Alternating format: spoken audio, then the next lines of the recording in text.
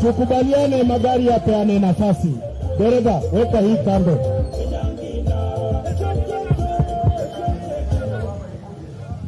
Fungua jamani, fungua jamani.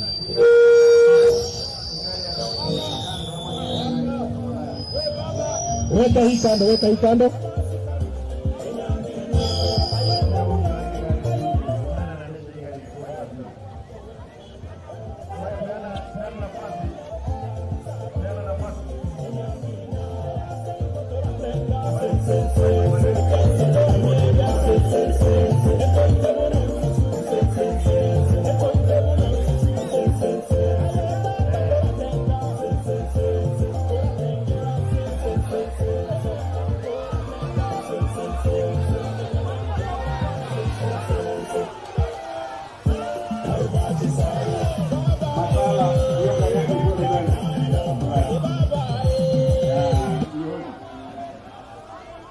Hiyo gari ikuje mbele.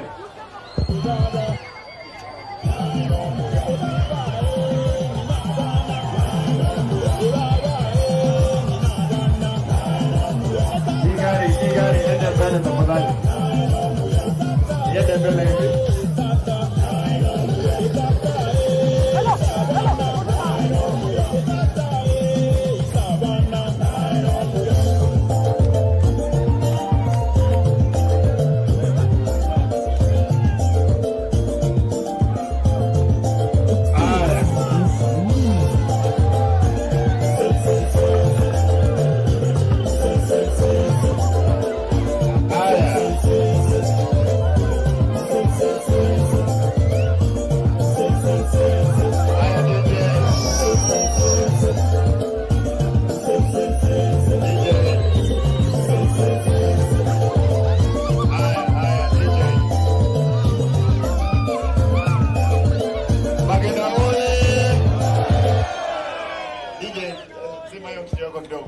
Magena oye!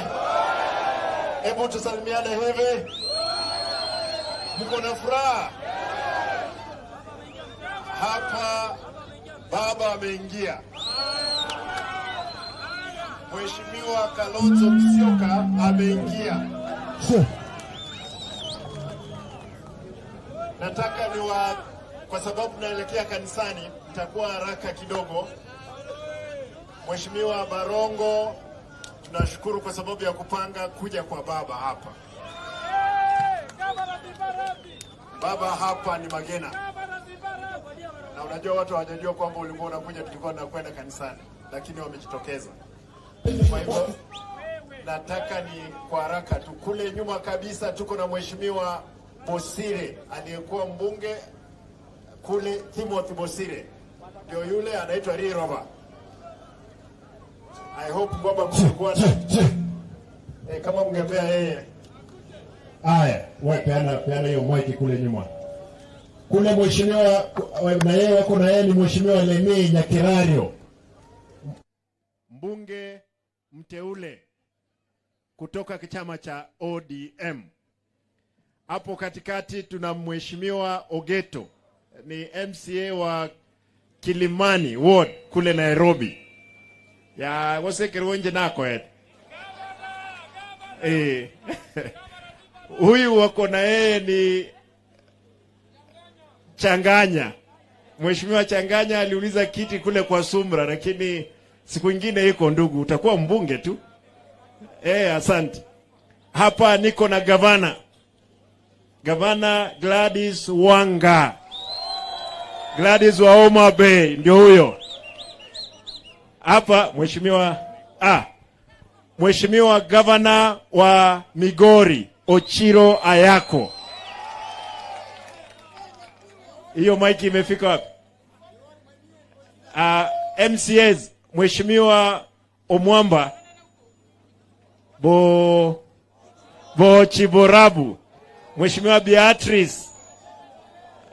Beatrice ni mjumbe wa Bombaba. Tuko pamoja na wao.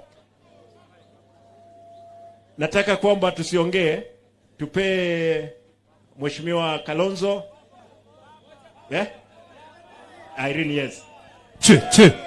Peana hiyo maiki kwa MCA nani? Kwanza pea Barongo kwa sababu hapa ni kwako bwana.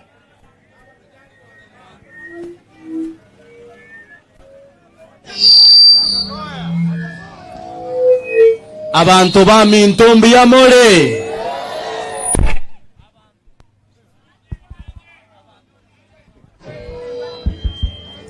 Abantu ba minto babo machoge borabuna bakwanire serieta ria Yesu mbuya more. More na mogoko. Wangapi mnakaribisha baba Raila Odinga hapa? Asante sana wageni mashuhuri, Mheshimiwa Kalonzo, Gladys Wanga, gavana wangu Simba na gavana wa kaunti ambayo ilinilea Migori, Ochilo Ayako, karibuni sana. Na waheshimiwa wengine Irene na mwenzako pale Timothy. Abantu ba minto inje no mujumbe bwe kiama kereki. Ngakibono moganetie totangatange bose tobere no mugako ito.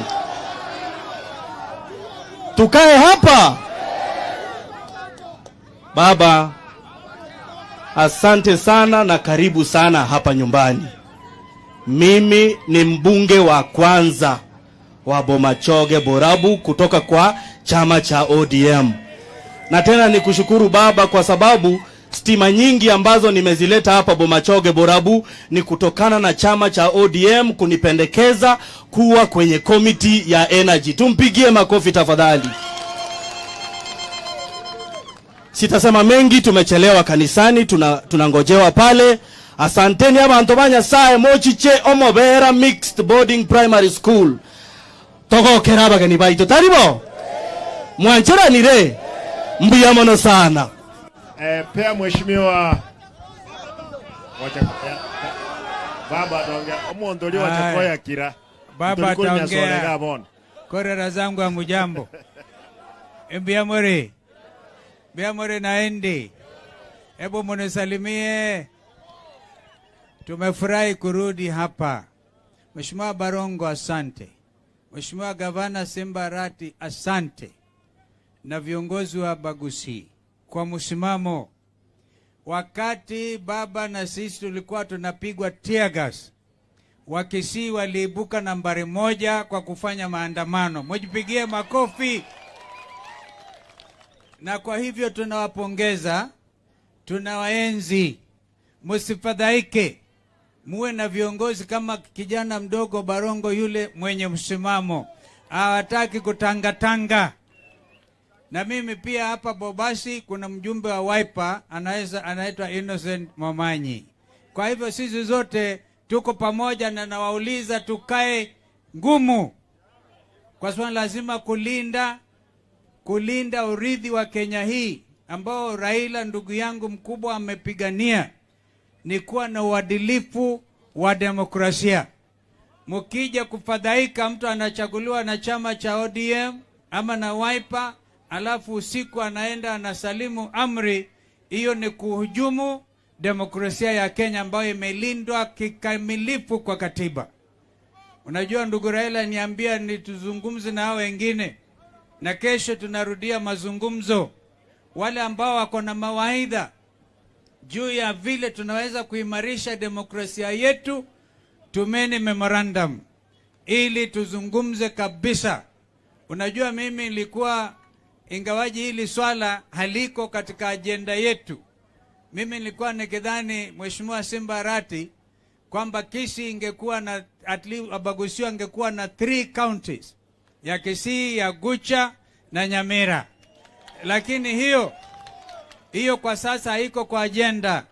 Lakini tunasema wananchi wenyewe wako na leteni memorandum, hata ile ambayo tutatua tunasema itataliwe na Raila na wale wenzake wengine.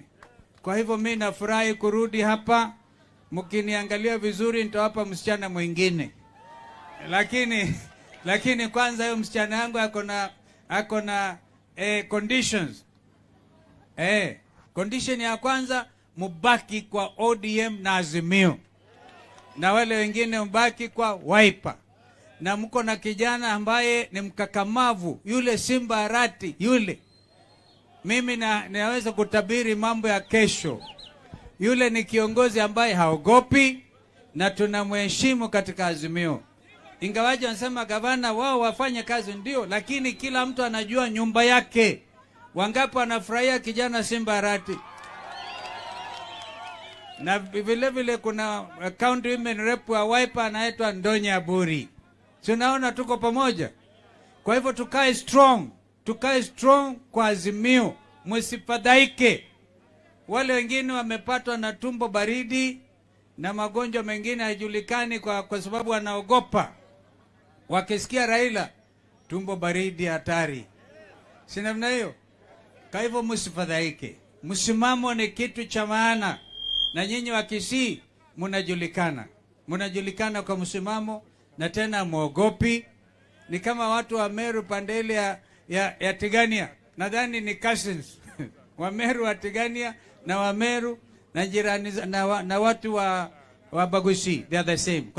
Kwa sababu ya kwenda kanisani tutarudi. Mnataka turudi? Mnataka turudi? Kwa wale wengine tayari wameanza kufanya campaign. Awalali ni campaign. Wakisikia Raila wanafanya campaign 20 times a day. Lazima basi tusimame. Wangapi wanamshikilia baba Raila kabisa? Thank you. Thank you. Intumpa dakika moja tu. Hiyo ni sawa basi, dakika moja. Asante sana watu wa Magena, mjambo. Habantu bintombi amore.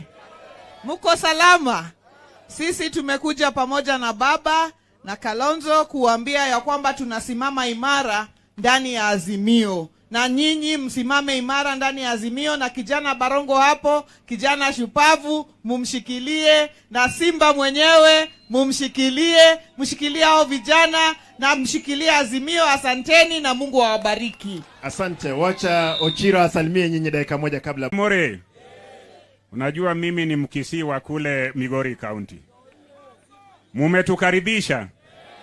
Jambo ni moja tu, unajua ODM ni mbele pamoja. Ni mbele? Kwa hivyo baba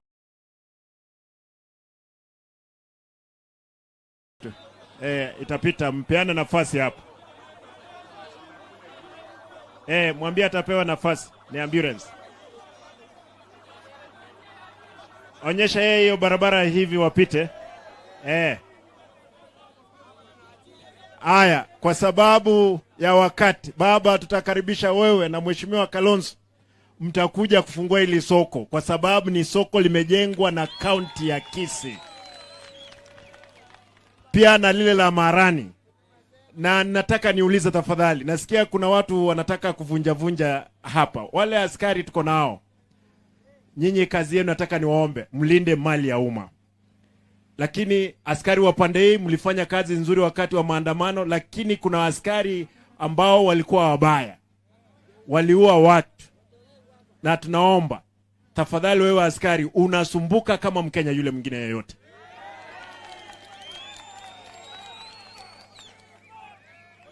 Baba, nataka nishukuru, nilipewa kiti cha vice chairman wa chama.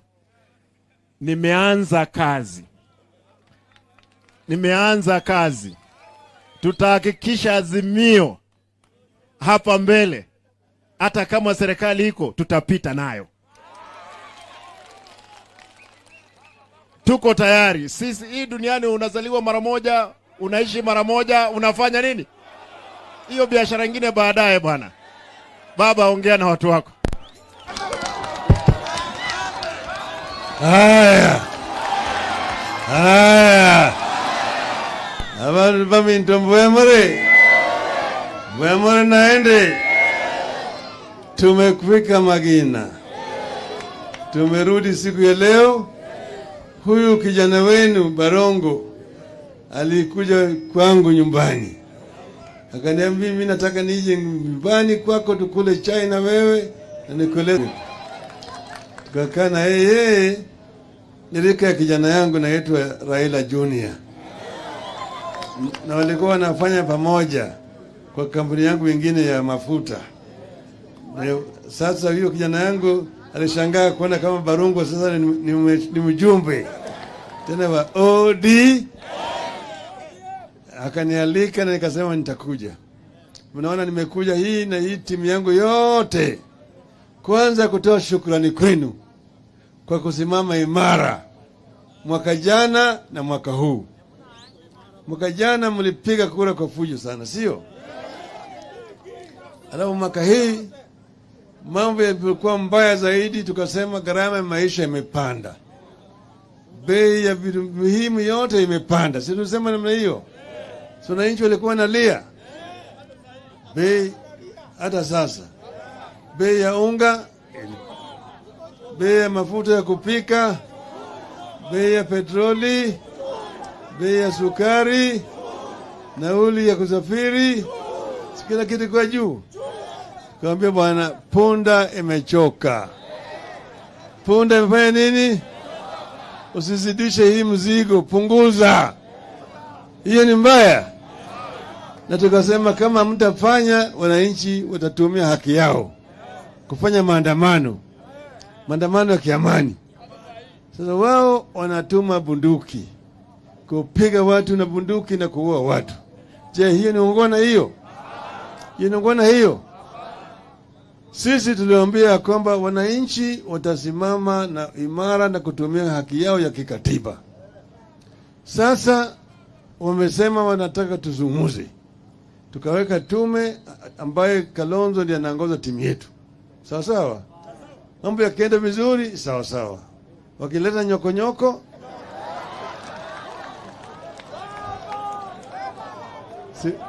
si mnajua? Si mnajua?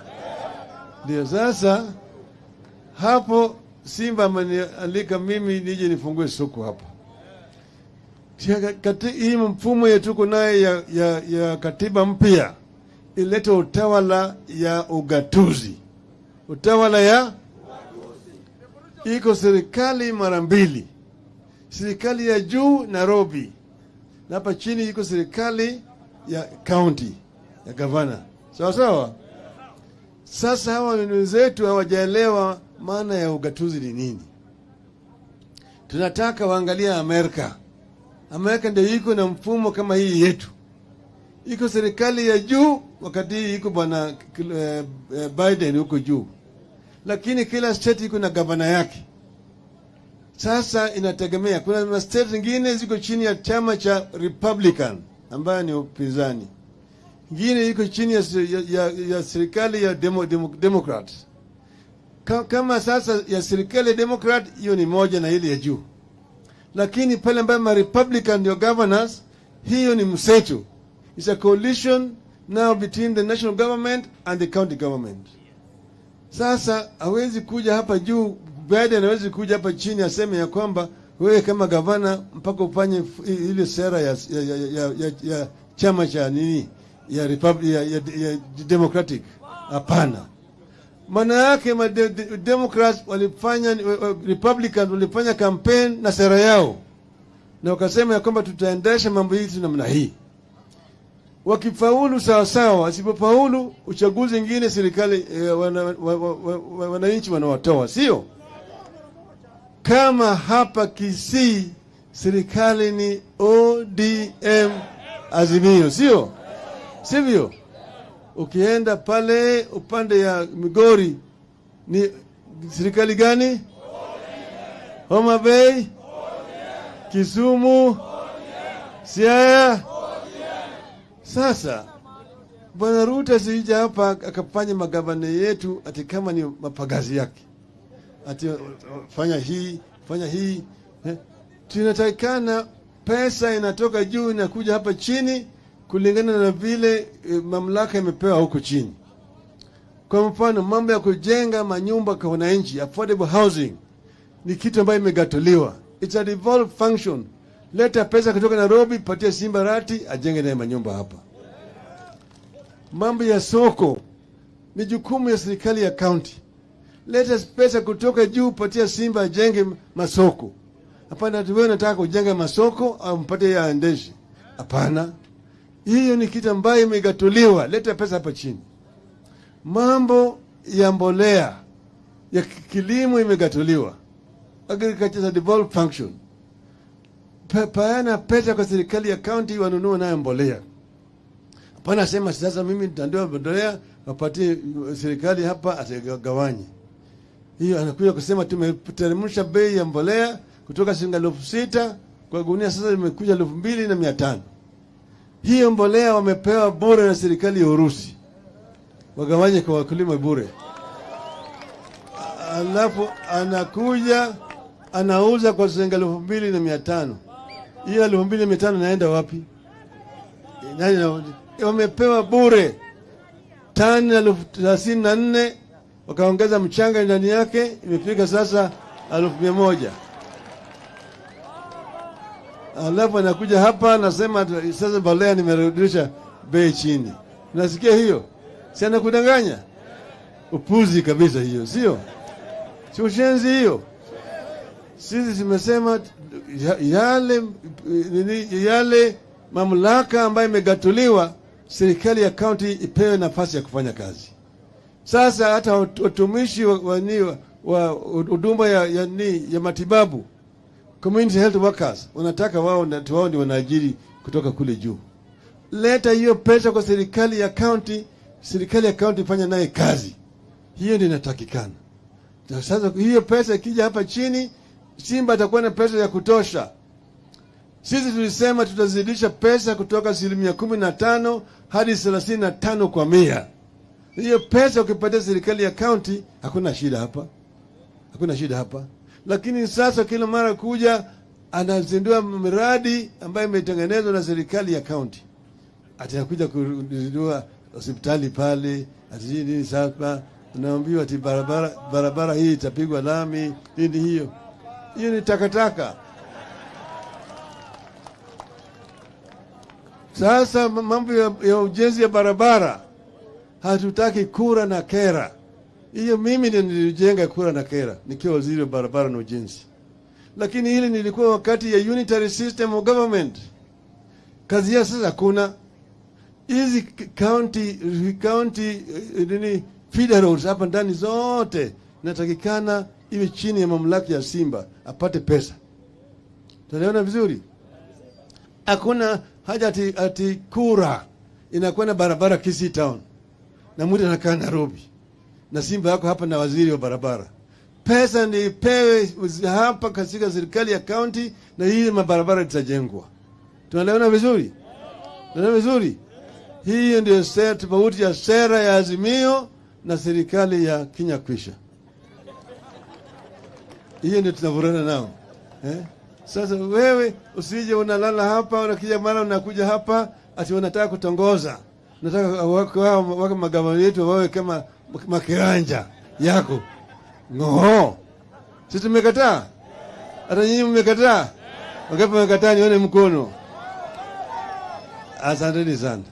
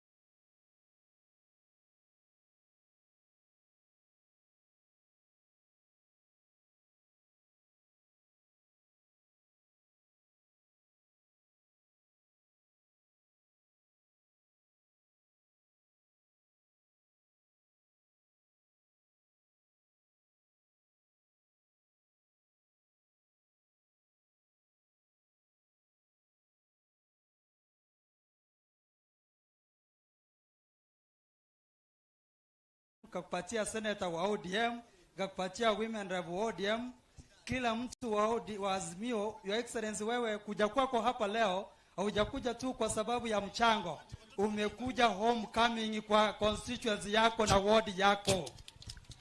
Your Excellency, tunakushukuru sana kwa kukuja kwa homecoming yako. Secondly, Your Excellency, sisi tunashukuru katika ward hii. Nikisoma historia, nimeona kwamba babako mzazi Odinga ndiye aliweka foundation stone ya Riokindo Boys in 1966. Leo umekuja kuweka foundation ya kumaliza hii shule, na tunakushukuru sana na shukrani za dhati. Governor, tunashukuru na ile timu ambayo umeandamana nayo. And members of parliament who are present here, we want to appreciate everybody who has come alongside. Nikubalie Your Excellency, namna ambavyo nimeulizwa, I identify my leadership who are present here, but more importantly, the members of county assembly who have come to accompany you to this fundraising. Na wale waheshimiwa ambao wako hapa, nataka kuomba wasimame kwa heshima kubwa, waonyeshe kwa ishara ya mikono kwamba wamekuja kusindikiza. Waheshimiwa hao wote wako hapo nyuma, Your Excellency, wamekuja kwa company wa Kisii County Assembly. Wasonge mbele tu kidogo. Hawaongei lakini wasonge mbele. Leader of majority Tundi ataongea, alafu aniletee speaker kwa dakika moja tu.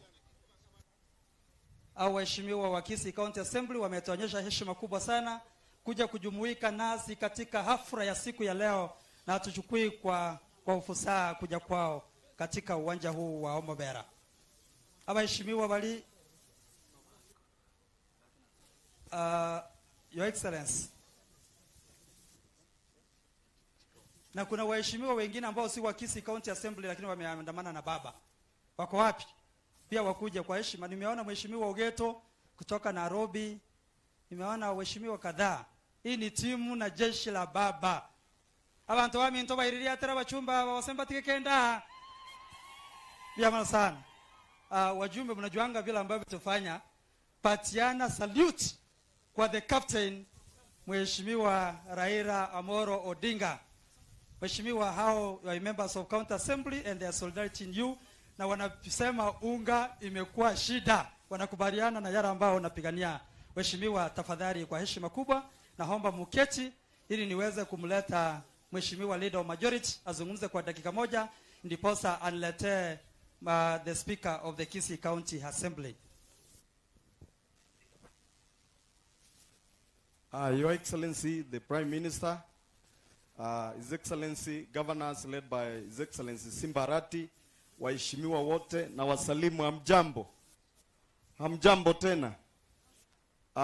Ningependa kuchukua nafasi hii sababu kuna majority leaders wa county zingine, Nairobi, Homa Bay, Kisumu, nimewaona. Tafadhali mkuje mbele tu ili muonekane. Wale majority leaders tafadhali. Asanti. Your Excellency, karibu nyumbani, hapa ni kwako. Wacha tupatie hao waseme jina, wasiende kutupiga tukienda huko kwao. Abantu banyasaye bwakire buya. Bwana Yesu asifiwe. Mimi naitwa mtu wa mkono wa baba Raila Amolo Odinga kule Nairobi. Majority leader Jateso Achiel Kende, chairman wa maandamano Nairobi. Asanteni sana. Asante Mheshimiwa. Homa Bay. Thank you for the interest of time, Your Excellency. I'm Ogendo Richard, the majority leader Homa Bay. Asante sana. Asante sana. Mimi ni Mheshimiwa Keno Uma, majority leader wa Migori. Baba, Your Excellency, watu wetu waliuliwa na polisi na tulikuwa tunaandamana kwa amani. Na kuomba baba, Kisii walitupita kidogo watu wa Migori kwa hii kuandamana. Asante sana. This time round, wakiua mtu wote baba, turuhusu tuonane nao ana kwa ana. Kama ni bunduki, tutumie mawe. Asanteni. Hamujambo. God is good and all the time. Mukubali niseme assalamu alaikum.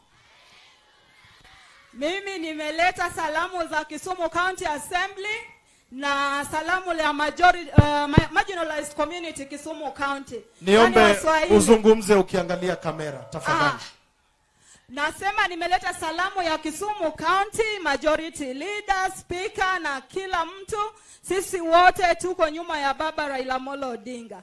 Na nimeleta pia salamu ya Muslim community ambaye mimi na represent pale County Assembly. Jina yangu ni Dr. Mariam Abed kutoka Kisumu.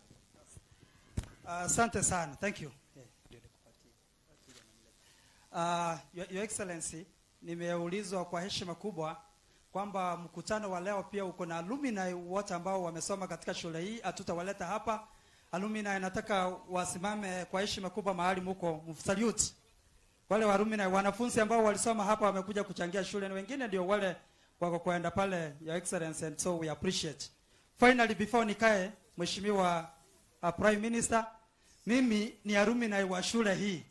Hii ndio shule ambayo imeniweka vile ambavyo nilisoma hapa, nilitoka hapa 1999, na hawa wanafunzi wa Homobera Boarding Primary School wanasema wanakupenda sana Your Excellency. Mimi nitapiga kamago hawa wanafunzi waniambia leo tuwanunulie hata ng'ombe wakule ndio waweze kukumbuka kwamba Raila alikuja hapa.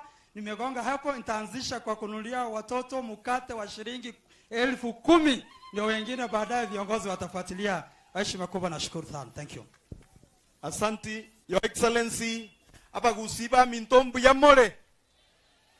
Tunataka leo baba tupatie kikombe sababu sisi ndio tulitangulia maandamano Kenya. Muganyetake kombe. Motebirere tu ababobe. Na ande tomotebi tukiongozwa na gavana wetu ambaye ni Mheshimiwa Simbarati. Siku hizi Kisii hii panena hatukuji polepole, tuko rada na tunaendelea. Abantu baminto kagukwana iririata na lyabesera ari umubuko. Omuntu kagukwana kende gyonsi aye iririata na lyara tutigira amachenge osobono. Na ande mubagokere mono. Tigantigere igo mbatebi mbuye mono, murudi kwa amani. Mheshimiwa Speaker, karibu.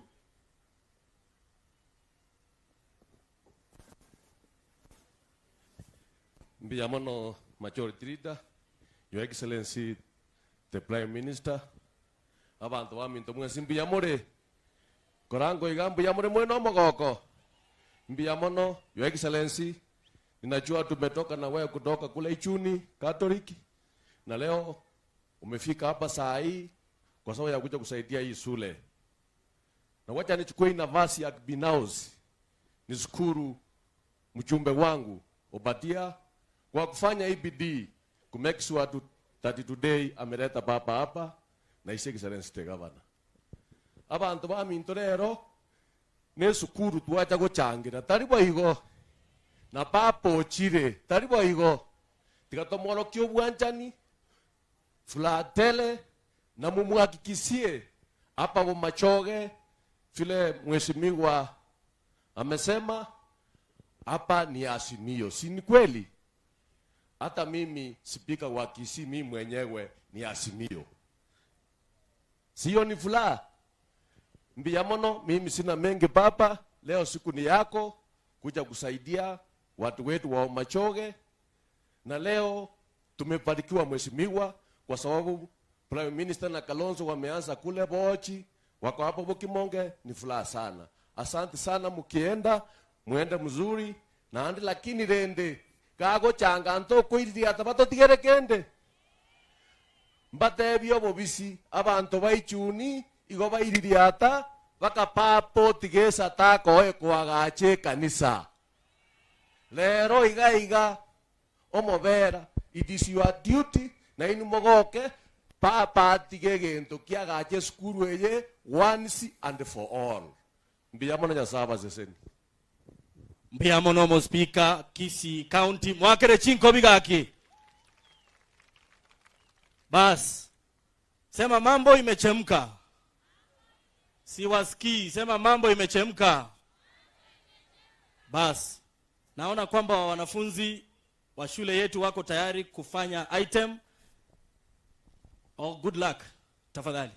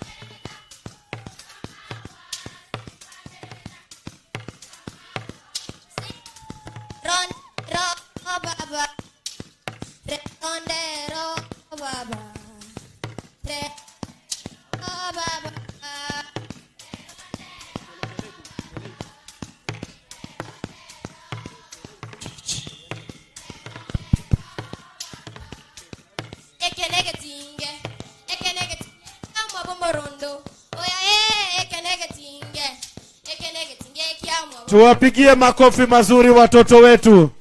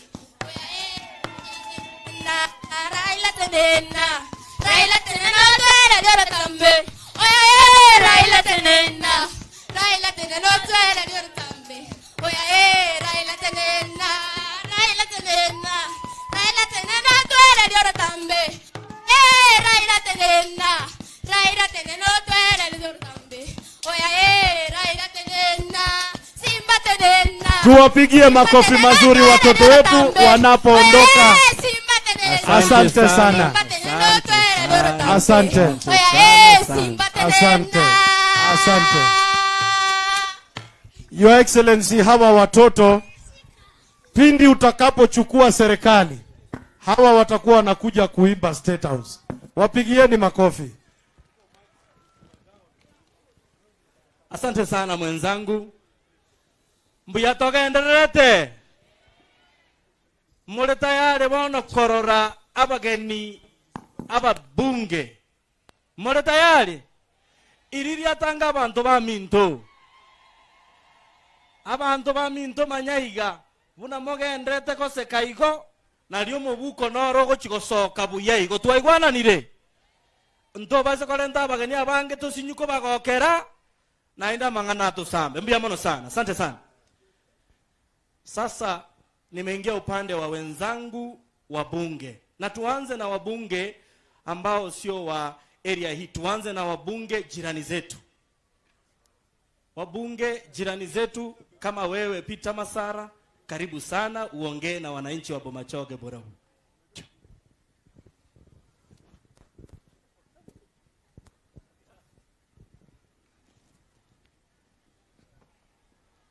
Haya watu wa Bomachoge, Bwana Yesu asifiwe. Asifiwe Bwana Yesu. Basi mimi leo si siku yangu, baba akiwa hapa, yeye ndiye anaongea. Mimi nilikuja hapa niseme maneno mawili tu. Huyu kijana Barungu ni kijana anachapa kazi. Mukitaka hii constituency endelee, ni miaka kama 15 akiwa governor, akiwa MP, Simbarati akiretire tuone maneno mengine kwa ajili anapenda kazi. Na huyu Simbarati akishakula miaka yake 10, baba atatuelekeza mahali tunampeleka. Asanteni na Mungu awabariki. Asante sana. Na munisamee because tunaenda haraka, tunaweza kusahau mamoja mawili. Kuna leaders wa Kupet na Kepsha. Inuka tu, wevia baba Raila Odinga, karibisha wageni wetu. Asante sana. Huyo ni Joseph Abincha, ndio executive secretary wa Kupet. Any other? Hezron, Kepsha chair, Kisii County. Asante sana. Tuko pamoja na Liroba Ngayale. Liroba. Inchu mwaka.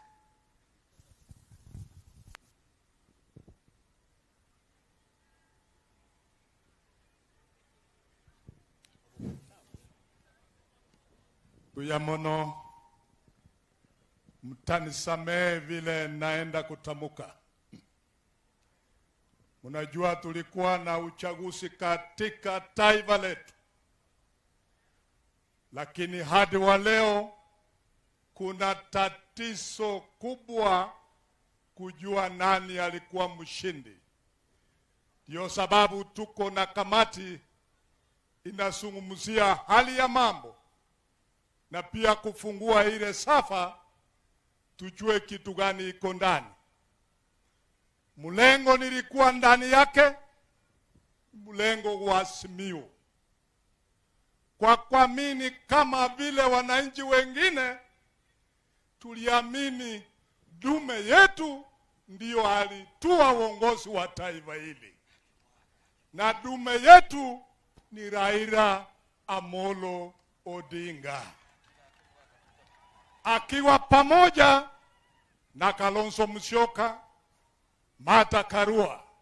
Na kwa sababu hiyo, vile tunaongoja haki, kila wakati nikipata nafasi kama hii, ninamwangalia kama rais wa taifa letu mpaka wafungue ile safa.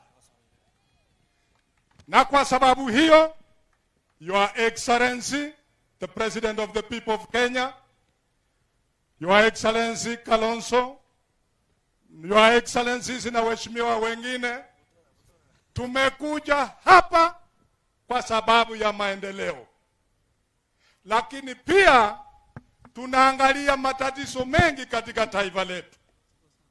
Kwa sababu hiyo, tunakupa mkono Your Excellency, sukumana na hii serikali mpaka haki ya wananchi ipatikane. Haki ya hali ya maisha, haki ya uongozi bora, na ndio maendeleo ipatikane kwa wanyonge katika taifa hili. Na kwa sababu hiyo, na kuunga mkono pamoja, tukiwa na wananchi wote, tukisema kwamba Mungu akubariki umri na afya, ndio haki ya wananchi ipitie kwa mkono wako. May God help you as we prepare to help the people for Machoge. Mimi natoka Kitutu Masaba, nilikuwa mbunge wa zamani. Area hii nililetwa na Mheshimiwa Anyeni. Nimekuja kati yenu kama rafiki, na nimekuja na contribution ya kusaidia kujenga shule hii tukiwa pamoja na viongozi wenu. Asante sana. Mpigie makofi Timothy Bosire. Nimeambiwa pia kuna representative wa Senator Onyonka ambaye asingeweza kufika huku. Tuko na representative ya County Women Rep ambaye pia yuko hapa. Wajumbe wenzangu, tafadhali karibuni. Kujeni mbele. Kujeni mbele hapa kwa sababu ya muda, ndio tuende haraka. Tutaanza na Super MP. Omoiseka we Momoroje. Aba Machoge bali mutaranya Momoroje.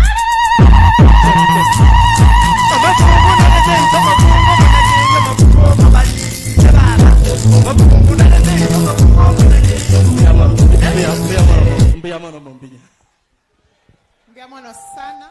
God is good and all the time. Kwa majina mimi naitwa Irene Nyakerario Mayaka. Kumbe niko na mabeste.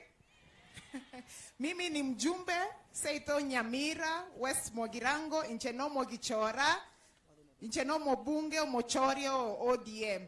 Naende Tindi people. Baiguri hapa Machoge. Mbiamono sana. Mimi nataka kusema shukrani sana kwa kutualika hapa kwenu. Mbunge wenu Obadia engineer, yeye ni engineer kama baba. Kwa hivyo ako na akili ile inafikia karibu na ya baba. Si kama baba, lakini amekaribia hapo. Na amefanya kazi mzuri sana. Na tukiwa pale bungeni, sisi pamoja na Barongo na Kibagendi na Engoko mtawaona, tunajiita sisi ni watoto wa baba.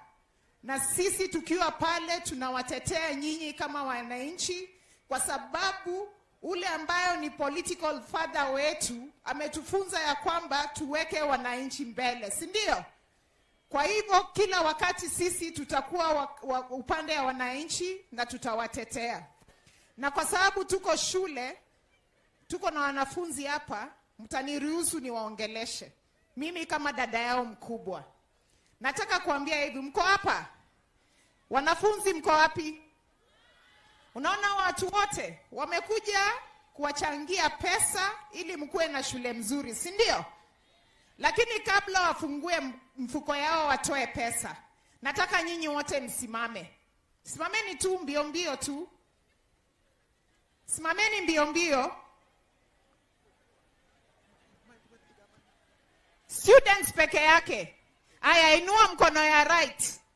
Inua mkono ya right, alafu mtasema hii maneno baada yangu ndio wazazi na wa leaders na walimu wenu wasikie, si ndio? Aya, repeat after me. On this day, I promise my leaders, teachers and parents that I shall work hard in school, that I shall be respectful, and that I will open my books and close my legs. That I will open my books and close my legs. So help me God. Clap for yourselves. Thank you very much. Asante sana. Dennis, kuja nikupatie li kondom gaka. Najua ulipiga race mzuri sana South Mugirango, lakini Mungu atakubali. Hamjambo. Hamjambo tena. Raila Amolo Odinga, karibu sana. Kalonzo Musyoka, governors present and everybody, karibu sana. Mimi naitwa Dennis Makoli Sonko. Tulipigana na Osoro huko South Mugirango, lakini akanishinda kidogo tu. Lakini 2027 iko. Viongozi wetu wamekuja hapa, karibu sana, mtuchangie hii shule yetu. Mimi ningesema hivi, wale wajumbe wenye walielektiwa kwa ODM na Azimio wasitoke hapo. Wakitoka, tafadhali wananchi 2027 muwaweke nje. Asante sana. Asante sana Mheshimiwa Dennis. Aya, wacha nimkaribishe Mheshimiwa Clive Gisairo aka Mgosto.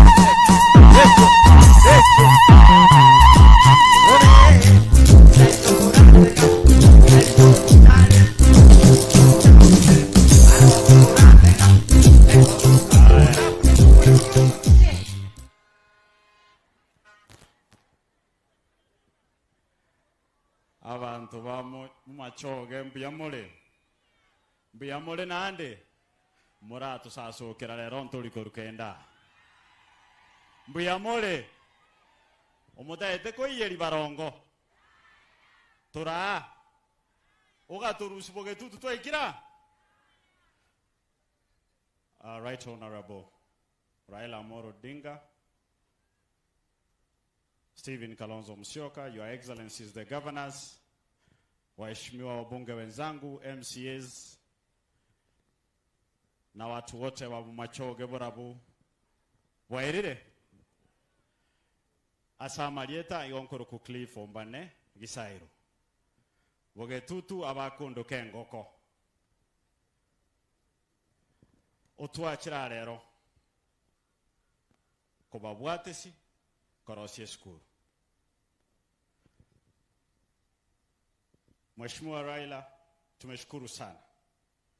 Mwezi uliopita ulikuja kwenye constituency yangu na ukatusaidia katika ujenzi wa kanisa. Leo tena umekuja, tumeshikana, tumeanzia pale kanisani, sasa tumefika hapa kuona kwamba watoto wetu wanapata mahali pazuri kupata elimu yao.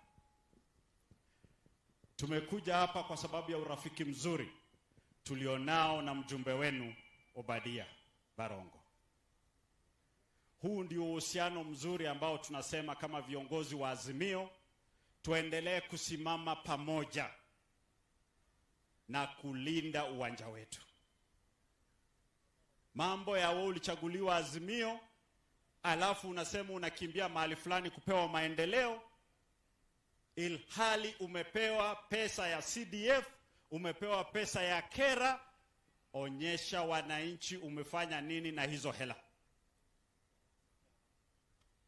Mambo ya kusema kuna hela zingine mahali fulani, kule ni kuwahadaa wananchi.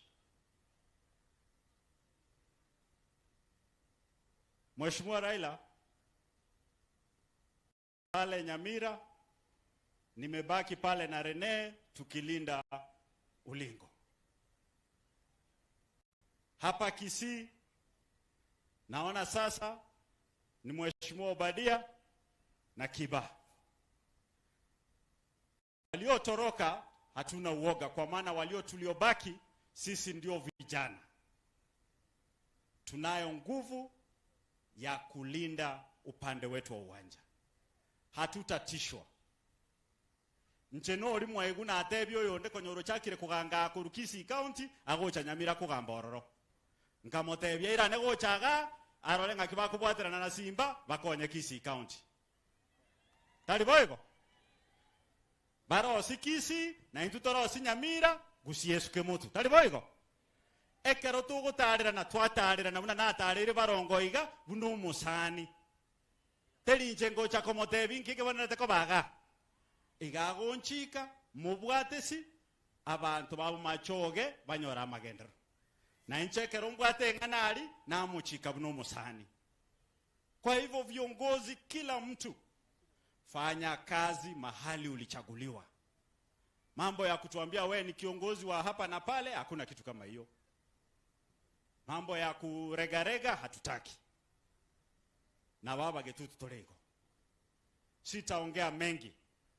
Leo tumekuja hapa tushikane mkono, tutengeneze shule yetu, watoto wetu wapate elimu iliyo sawa. Alafu huyu kijana mwenzangu, we are the same age. Tafadhali watu wa Bomachoge, hapana kuachilia yeye. Hako imara kwenye msimamo. He has never wavered. Protect him as the Abagetu to protect me. Mungu awabariki Bomachoge. Gokera Clive Gisaire ngoko mwakere chinko bigaki. Oyiga kwa na mono igese ngenjo nyene kuno bochuru none nyingi. Ai kwa na boyigo ko chikube na tete. Diamond. Aji bage to ata kurata kam. Ekoro kamate. Kaji boy dikiate baba. Asante sana. Right Honorable Prime Minister, our Vice President, Stephen Kalonzo Musyoka, the governors here present, led by our Governor Simba Arati, wajumbe na wasalimu wote hamjambo. God is good and all the time. Asante sana. Leo tumekuja hapa kusupport ndugu yetu Nolfason Barongo kwa ujenzi wa shule hii.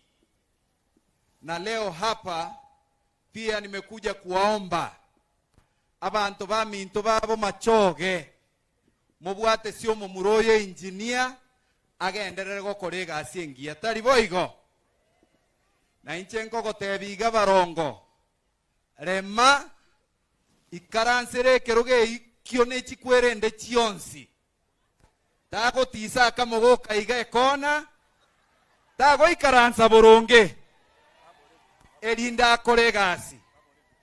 Sisi leo Prime Minister tuko na wewe na tunataka kufanya kazi pamoja kuanzia vile tuliingia ODM na kuenda mbele.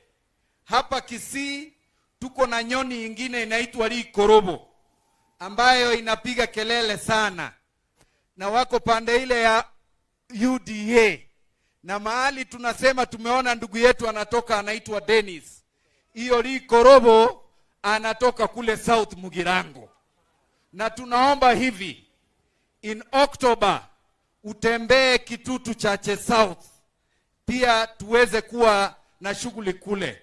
November tuende South Mugirango kwa Dennis pia tuweze kufanya kazi huko, ndio tuweze kulock Kisii yote na Nyamira iwe pamoja. Sababu ya muda, tunarudisha shukrani kubwa na tunawatakia mema. Asanteni sana. Mwakere Chinkobi Omheshimiwa Anthony Kibagendi.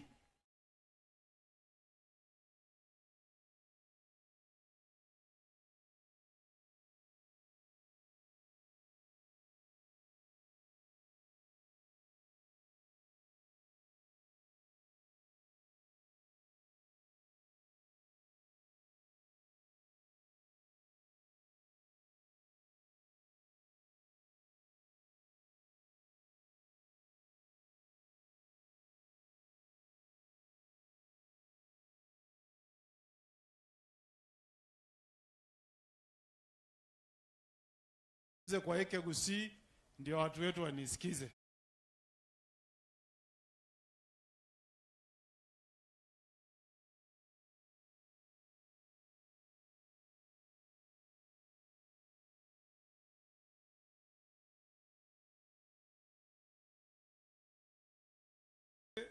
Omo president chukura ntomaithe ngomonto irete Raila Amolo Odinga.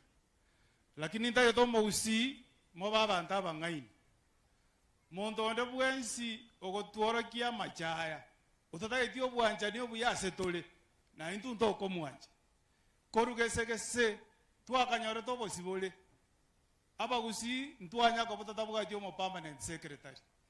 Lakini bona igesa aba permanent secretary 51 ntobuga tino enoyomo. Abumbu yaba Gusii.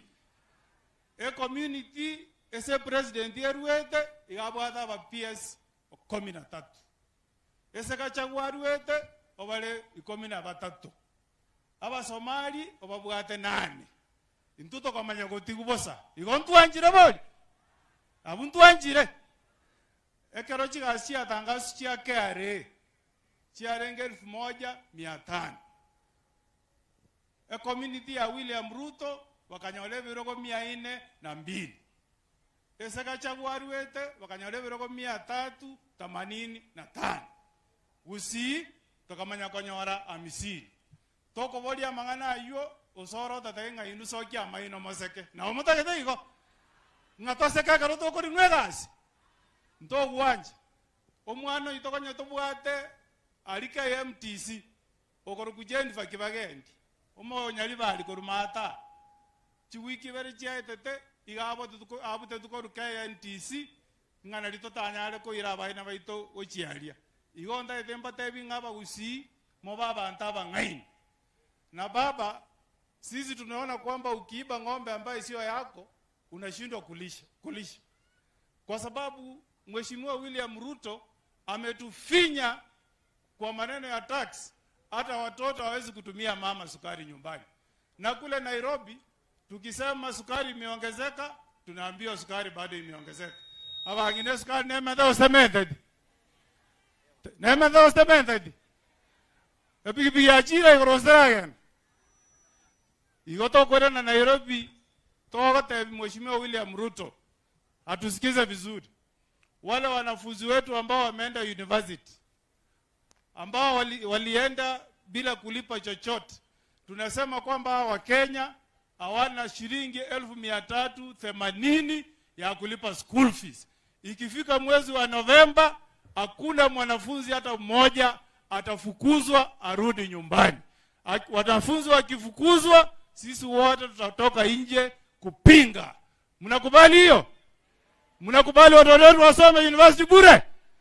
Kwa sababu tumelipa ushuru, hiyo ushuru tumelipa isaidie watoto wetu.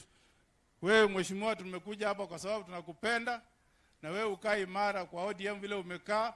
Umwane onomuya. Ekarabara danga bamente sukari erega haka no. Wewe ni mtu mzuri, ukae hapo kwa baba, tutakuwa pamoja. Asanteni abantu wa Minto Mbiamono. Mbiamono moiriri atere seneta Okongo Mogeni. Bono twaisire gukura. Abantu ba Minto Mbiamore. Inche emwanchorete mbomo somba. Buna bono na chitese body omobera bagante bitolentera bageni edom yaitonja yeta toroseria abana edom. Na barentire tinda abarenta. igoninde gasi tindie gasi mbuya mono bono ntagete korenta omwana ominto omo governor Okisi County na endo Raila Simba mamba Simba ne tale muleka ae Simba ne mamba Simba ne Simba ne tale muleka ae Simba ne mamba Simba ne tale muleka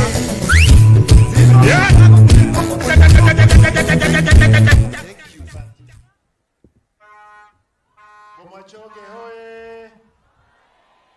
Bomachoge hoye! Naemba liaba SDM mulema lero tali tukulia kanisa lazima togo kumaya tengiro mu SDM kira li tukekero torama torakenya ne kanisa abageni abarazima mamanyenga batige chibesaga talibo tigango tukwana Bomachoge hoye! Igo Ebre ya chiri emoko nganchira ukwane ebintu biribyoka Baba Raila Odinga Kalonzo Musyoka na wageni wote nataka niwakaribishe Kisii mjisikie mko nyumbani. Kitu ya pili, kwa sababu niko na waheshimiwa wenzangu magavana wawili, nataka niwakaribishe hapa waseme jambo moja. Hii mvua itanyesha, lakini pastor, president, leo tunataka tujaribu imani yako. Si ndio? Na wale wako hapa, omba hii mvua isimame kidogo. Mheshimiwa Ochira yako, kuja ndugu yangu. Gavana wa Migori. Simba ne mamba Simba ne Simba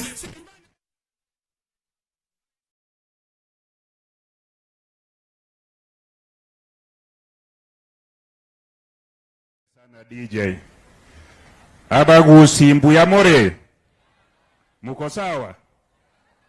Mimi leo ni birthday yangu. Baba, I didn't tell you that the 10th of September has always been my birthday. I made a resolution last year that every month I must help 2 strangers. I know I've not been here, and on my birthday, Baba, when you directed that I be here, I declared the journey to come here and help these people, because we must know one another and we must meaningfully use our days. So I'm happy to be here, my brothers and sisters who are here. I just want to say 2 things. Number 1, 33 years ago, I was at the University of Nairobi and had graduated. Wakati huo, 33 years ago, my school fees was paid and I did not have to carry anything. In fact, I was given 5,040 to go and study as a university student. Maendeleo ni kwenda mbele. Saizi wanafunzi wa vyuo vikuu wanaambiwa walipe 300,000. Tunaenda mbele ama tunarudi nyuma? Hebu sema kwa sauti, tunaenda mbele ama tunarudi nyuma? Mimi nilichaguliwa bunge about 24 years ago nikiwakilisha Rongo yote. Wakati huo tulikuwa tunaambiwa twende tupige magoti kule State House tutafute maendeleo. Baba akiwa kiongozi wetu bungeni na Raila na Stephen Kalonzo Musyoka akiwa kiongozi wetu kule bungeni, tulijiokoa kwa hiyo mtego tukaleta CDF. Sasa wabunge wanaambiwa pesa ya CDF inachelewa, au waende wapige magoti ndio wapate maendeleo. Tunaenda mbele ama tunarudi nyuma? Tunaenda mbele ama tunarudi nyuma? Ya mwisho, sisi ndio tulipigania mambo ya ugatuzi tukiongozwa na baba. Pesa ya ugatuzi ikaletwa na tukaanza hiyo ugatuzi 2013. Saizi tunaambiwa tupige magoti, tuombe maendeleo huko. Tunaenda mbele ama tunarudi nyuma? Kwa hivyo baba, tunakuomba na hii mrengo yote tuongeze tuende mbele. Asanteni sana. Asante Gavana Migori. Gavana Homa Bay, Mama Gladys Aito. Gati panga. Penda.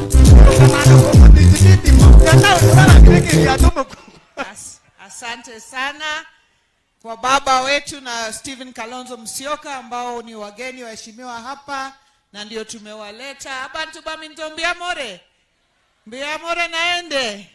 Muko salama. Nione kwa mkono wale wamekaribisha baba.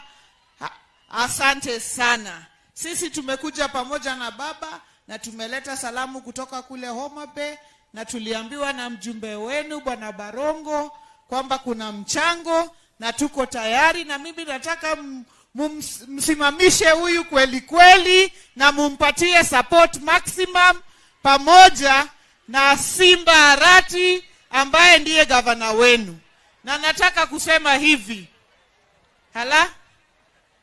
Jamaa amepata lift. Hiyo ni lift ya bure amepewa. Asante sana. Amepewa lift. Wacha niambie watoto wa shule ambao wako hapa, tafadhali ile pledge ambayo Rene amewaambia mshikilie hiyo pledge. Pledge ilisema tunafungua nini? Na tunafunga nini? Hata mimi hapo ndio niko, kwa sababu the Bible says there is a time for everything. The book of Ecclesiastes, there is a time for what? Mshikilie hapo. Na mimi nataka niwaambie ndugu zetu wa Mogusi, tukae pamoja ndani ya Azimio na tufuate baba vile tumempata hii siku yote, kwa sababu yeye ndio najua ametutoa wapi na anatupeleka wapi, na tunaenda pamoja na yeye huko ambako anatupeleka. Asanteni sana na Mungu awabariki. Asante gavana wa Homa Bay. Abantu bami ntuti yankuwa nigentekemo. Itangani omweshimiwa Oga ewodi eno tokubeka industrial park. Industrial park ali asakuro kutongeri tuabeke 250 million na serikali nene yatoile 250. Iko 500 million kigo tumeke se wodi korosia industrial park. Abantu baitu banyole gasi ororo. Mo wancha boygo igento ya kabere mugonga twabegete njabeta advertised milioni 50 ejire linkoroswe Magena yaerire twabegete 50 million ororo twakorire kwenye igora tole igento kio mwelio ndaito goteba na mnikubalie niseme kwa Kiswahili. Tunaomba ndugu zetu wa Kenya kwanza waheshimu viongozi wetu, tutawaheshimu. Na tunauliza Mheshimiwa Gachagua, wewe ni deputy president, kuwa na heshima. Carry yourself as the deputy president. Ukikataa, wacha kutuzi baba. Baba ni mzee kuliko na sisi tutaheshimu wewe. Lakini mkikataa, hata sisi magavana tutaweka amani yetu chini. Tupambane nyinyi uso kwa uso. Si ndio? Mole tayari. Ntuligoseka ntulikuliera nchokege ntoki.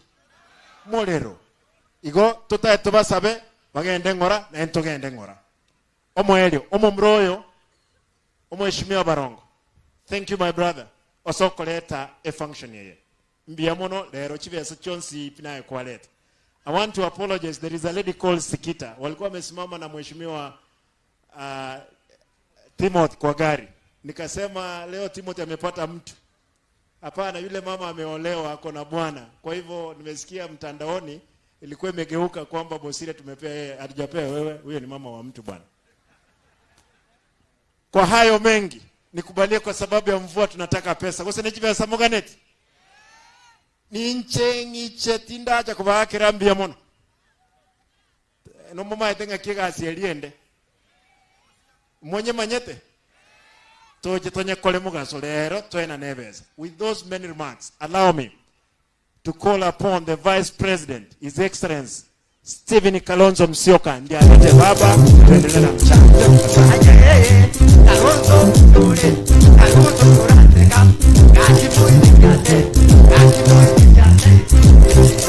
Thank you.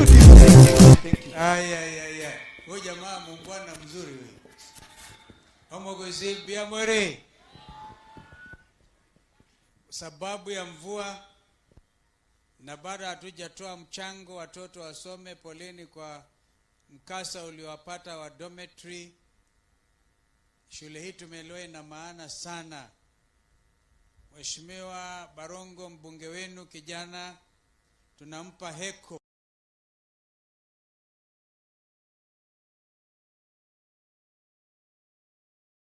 Ja uspika tukanywesha yeye maji, lakini mtu aliuliza ubunge Nairobi. Tunakutakia kila laheri ndugu yangu. Karibu. Wacha nimuite gavana wa Migori atusalimie. Mheshimiwa na ndabaga nikibalega iga etukaribisha mpaka bamanyenga notole. Tali boygo. Ngaki abana ba ukuana amutene nabere igo. Aya. Mheshimiwa Ochilo Ayako, gavana wa Migori, akuja tusalimie dakika moja.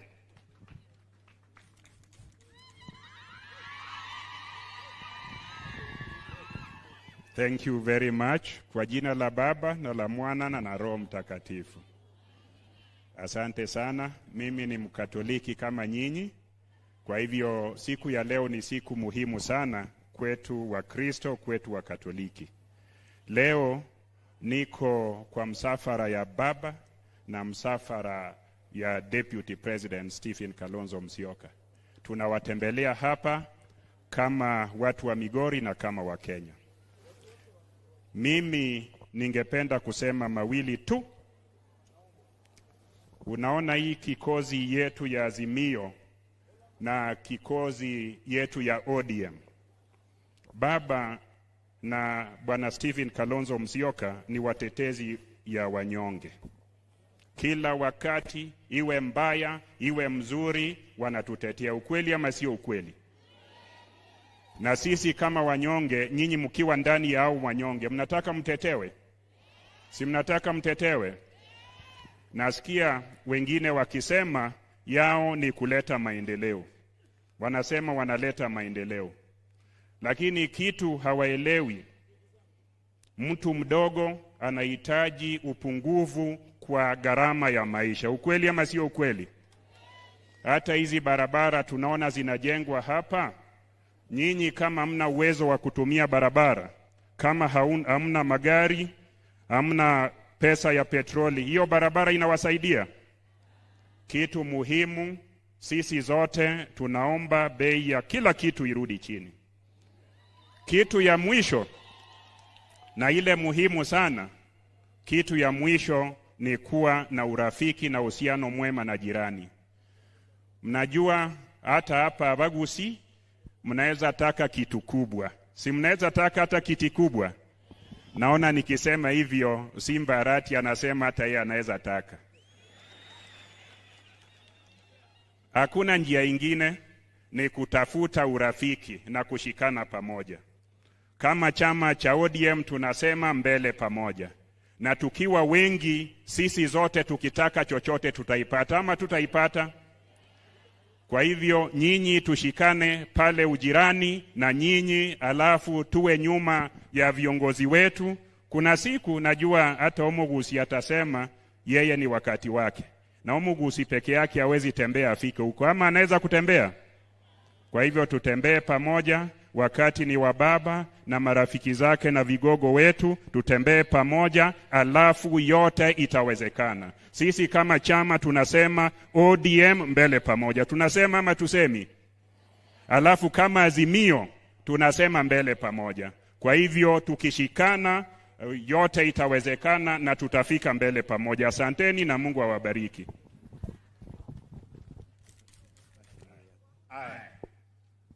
Hii moja niko sawa.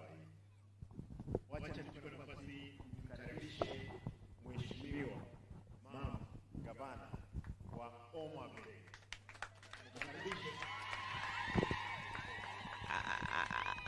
Asante sana kwa viongozi wa kanisa pamoja na waumini. Hamjambo? Abantu bamintombi amore, muko salama? Nione kwa mkono wale wamekaribisha baba na Manstivo.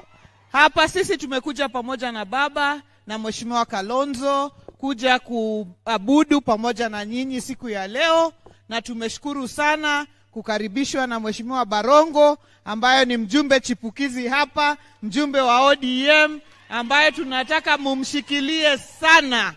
Alafu tumekaribishwa pia na Simba ambaye ni gavana wenu, ambaye pia ni mchapakazi, na mumshikilie zaidi. Na ile message moja ambayo tunawaletea ni kwamba mkae ngumu ndani ya Azimio, ndani ya chama ya Azimio na ODM, na mkae nyuma ya baba.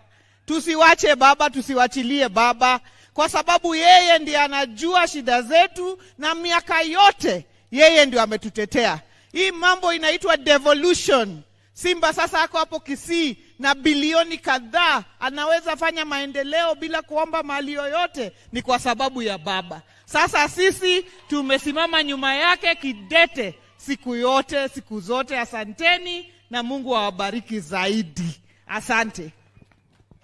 Nipe hii. Nasikia hii lazima niongee ndio tuende online. Bwana. Mnanisumbua ni wale mnakuja karibu na mimi, msikuje tafadhali. Relax. Wacha nitumie hizi mics. Nataka nishukuru wenzangu, lakini kuna wabunge mlijulishwa. Baba, nikubalie hawa watu wakuje hapa. MPs kuja hapa. Gesairo, wewe kuja hapa. Unajua wakati siko, hawa watu ndio wanashikilia masara. Hawa ni wabunge, abanaba jumbe, mna barongo. Mwamanyoyo. Oya akoro kwengoko. Abwate chingoko chiri buikomi. Ochochiche okonye barongo abeke famwe ya murugurugaye. Oyo mumanyetoyo. Mumanyeti. Oya akoro kibagendi kitutu chache south. Oya akoro kumasara Suna East, Suna West, Kurumigori. Nomo swati oyo minton kuru Nyamira, nomo jumbe wo ODM. Natakeve very clear. My brothers and sisters, enda mketi. Mnaenda kuongea huko ndio mtatuambia kila kitu. Nataka niongee mambo mawili kabla sijamleta Mheshimiwa Kalonzo Musyoka. Abantu baminto. Nomule. Njetinama eto sentu aba father ntu aba to muchango ka. Wasene sadaka tutoko. Sadaka. Barongo umanye kubanga umuchango. Mo wancha boygo. Leo ikwe ni sadaka, tupange mchango kwa sababu mchango iko mobera. Leo hapa baba mamangu amezaliwa hapa kwa hii kijiji, hii ward. Kwa hivyo hawa wanaitwa muiwa. Na muiwa hata ukifanya makosa gani wezi chapwa nyumbani. Ama vipi? Hapa watu wananipea kuku, mimi naenda nao nyumbani. Si inakuwa namna hiyo? Kwa segambo mame. Ege ntege tanga na kolere echiro ya Magena. Eye twagachete yechinyeni. Twaiwana na Mheshimiwa Raila Amolo Odinga no Mheshimiwa Kalonzo na baocha kwenye igoraba nyene na linda abasera aligeti. Chiriche kampeni nchiraera. Nchirororo. Igegeti father to kumye karongocha kubarangili go chali na bogo cho tusabirae. Osoke ntutogende nega asiende. Mo wancha boygo. Egento gia kabere.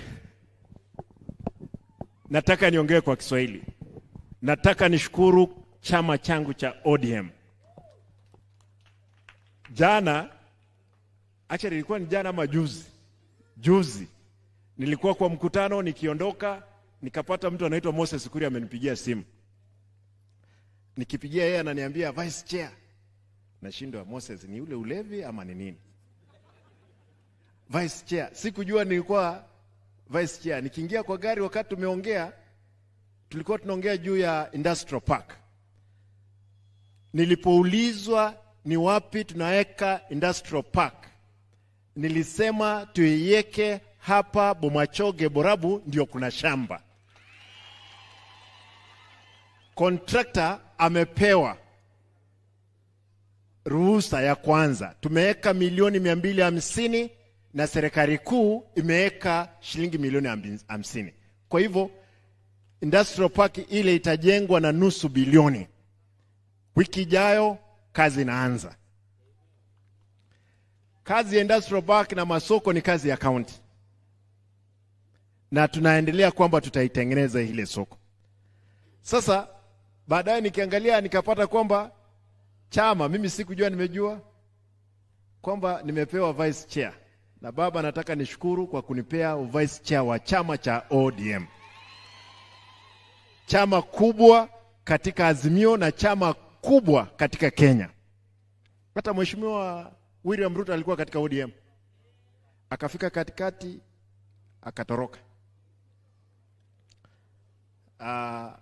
Baadaye akajiunga na Mheshimiwa Uhuru Kenyatta. Unajua makosa ambayo tulifanya ni ile kwamba hawa wangwana wote kumbe walikuwa katika mkondo moja. Mimi najiuliza, Mheshimiwa Uhuru Kenyatta, uliwezaje kuruhusu wale wakora wa IBC, kwa sababu wewe ndio ulikuwa umeshikilia panga? Si mnajua wao ndio walifanya sisi tukashindwa hii kura? Mheshimiwa William Ruto, wewe ndio rais, wacha kuwa na wasiwasi. Sisi kama Azimio tutapambana na wewe mundu kumundu mpaka 2027 usipochunga mzuri, kwa sababu lazima tuchukue urais. Hii imefanya nini? Mimi kama vice chairman wa chama cha ODM, kazi yangu ni kutengeneza chama changu, na kazi yangu ni kuhakikisha chama kimechukua uongozi.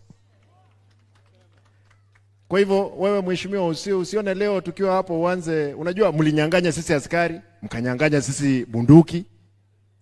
Sisi hatuhitaji bunduki, hatuhitaji askari. Wananchi ni askari wa kutosha.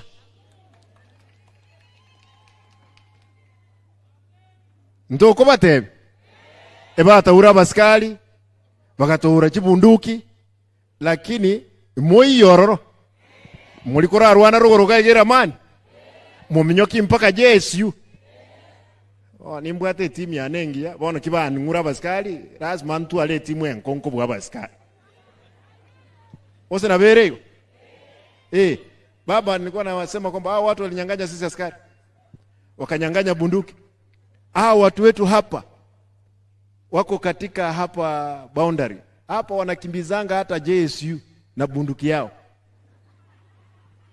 na sisi tuko tayari, tunaenda mbele. Mimi nataka kusema kwamba baba na Mheshimiwa Kalonzo, Nyanza sasa tukatahakisha kwamba tuko zote pamoja. I can assure you we are prepared. We'll do everything to make sure we are strong again. Kwa hayo mengi, nikubalie nimlete Mheshimiwa Vice President Kalonzo Musyoka atusalimie. Si akuje? Mheshimiwa, karibu. Asanteni.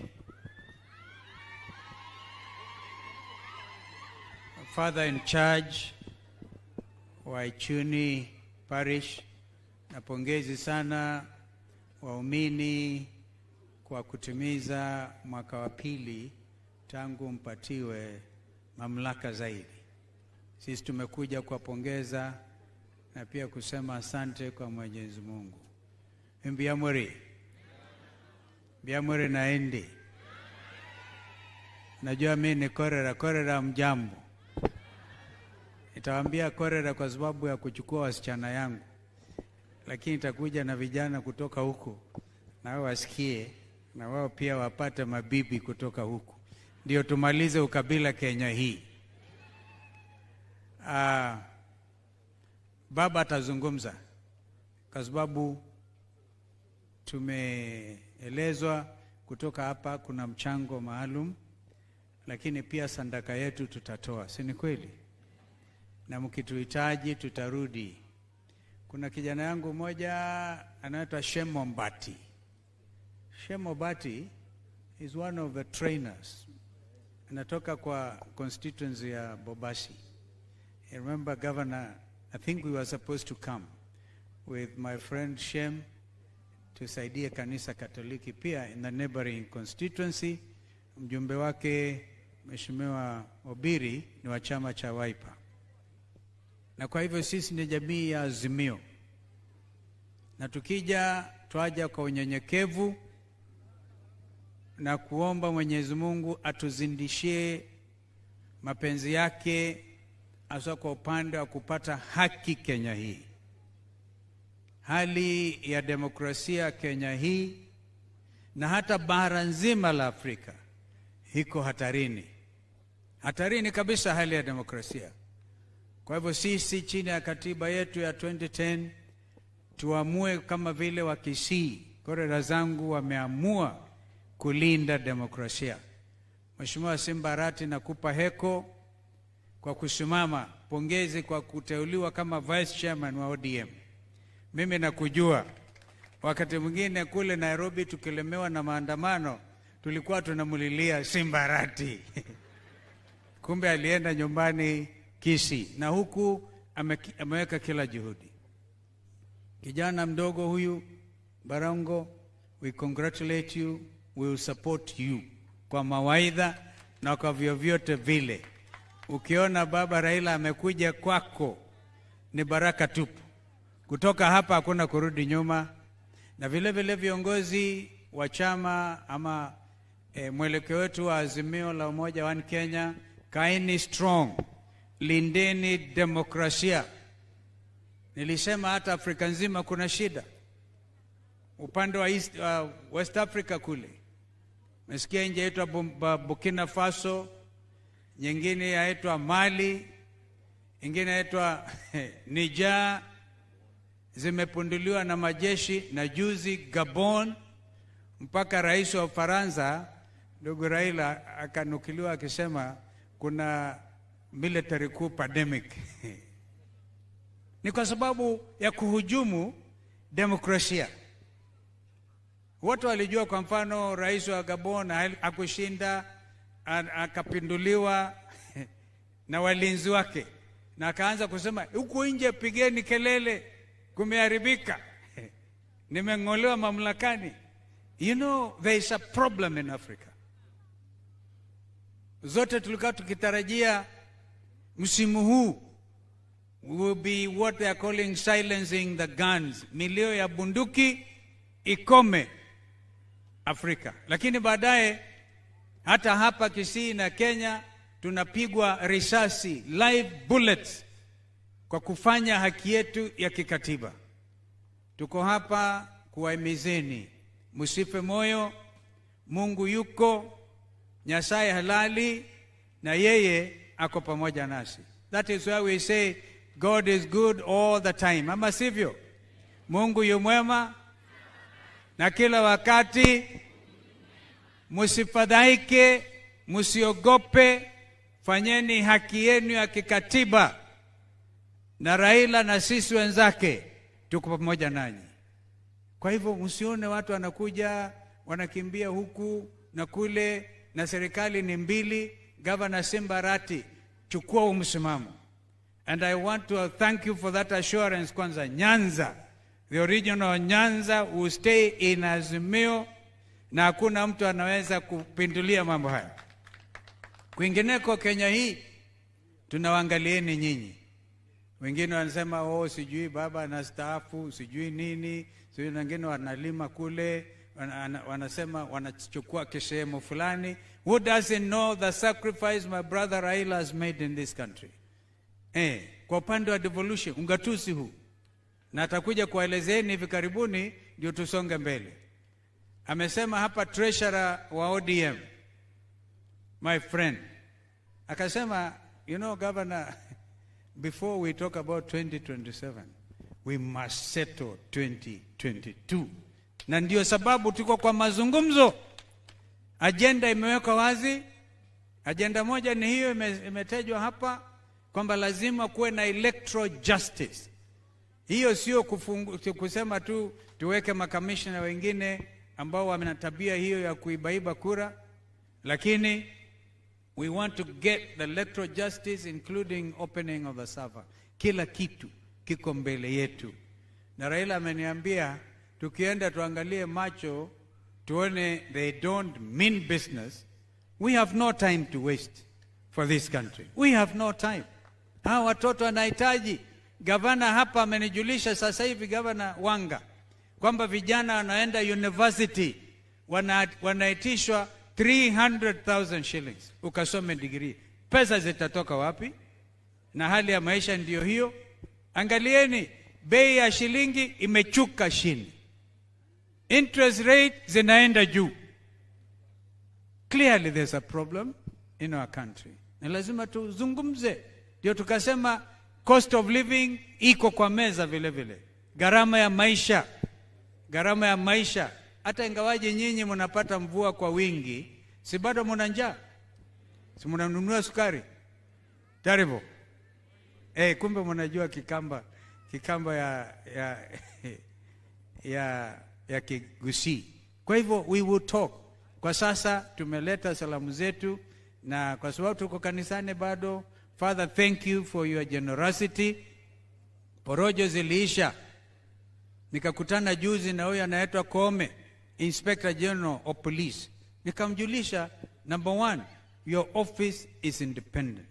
Number 2, ueleze wa Kenya kwa nini ulipiga vijana risasi wakafa kwa kufanya haki yao ya kidemokrasia. Mambo haya you can't wish away. We lost over 70 Kenyans. Tukawazika kila mahali. Na Kisii mkashinda kikombe cha maandamano. Mungu awabariki. I think I'll call my brother Raila kuja sasa uwasalimie hawa wa Kisii. Thank you.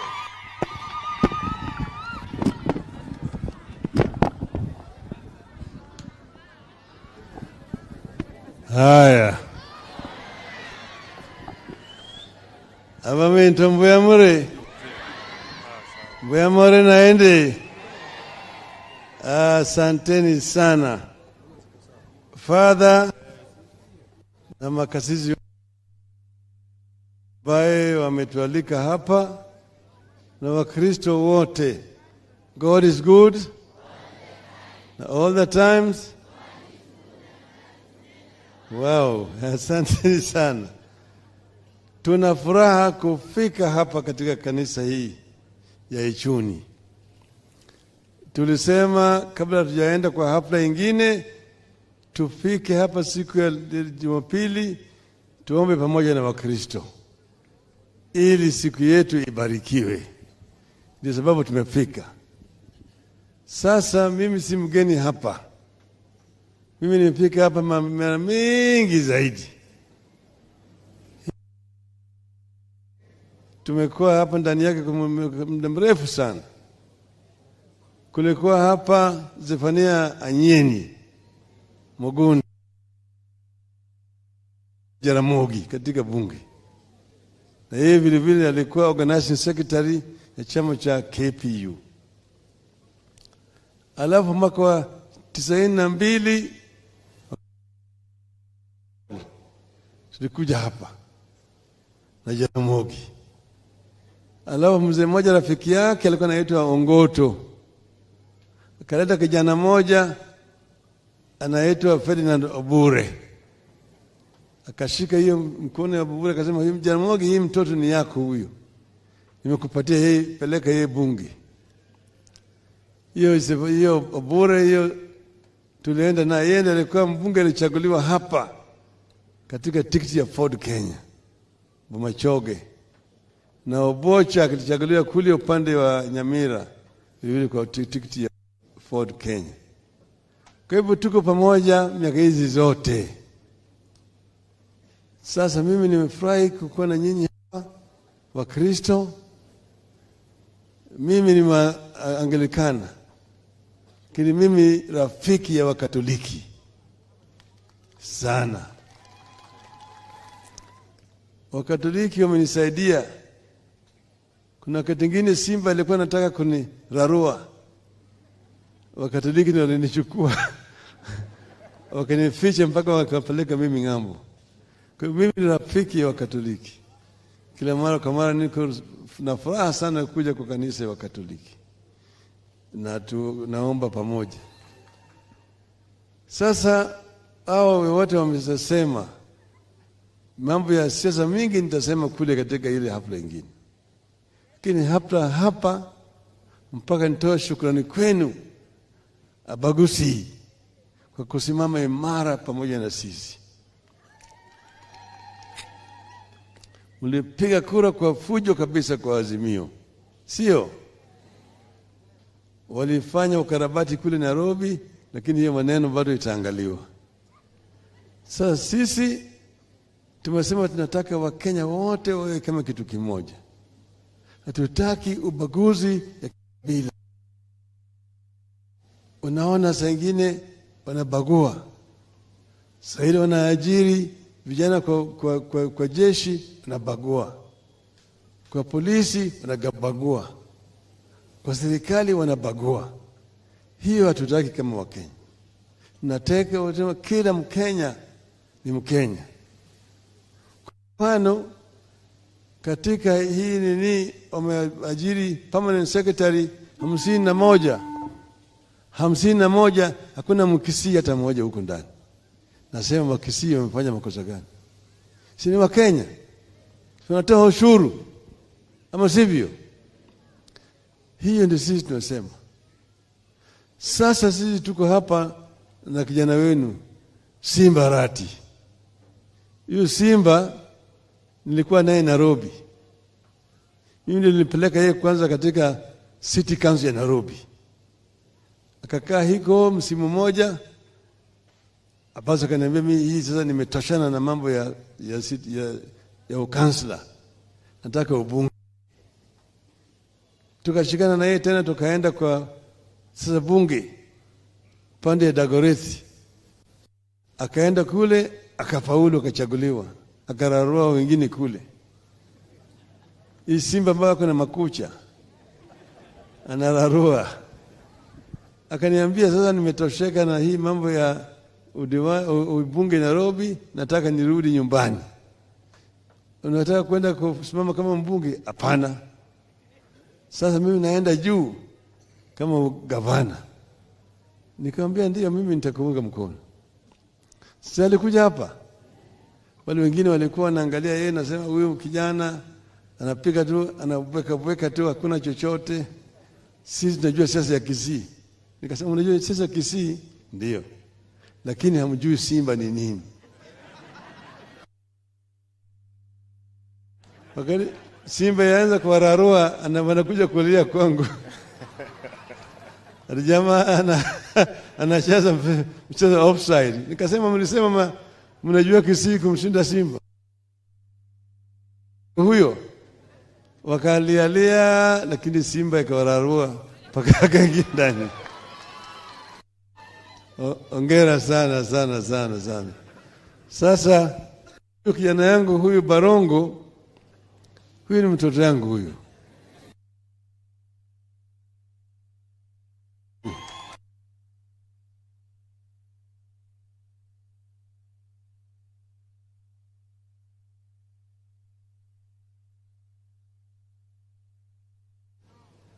Alafu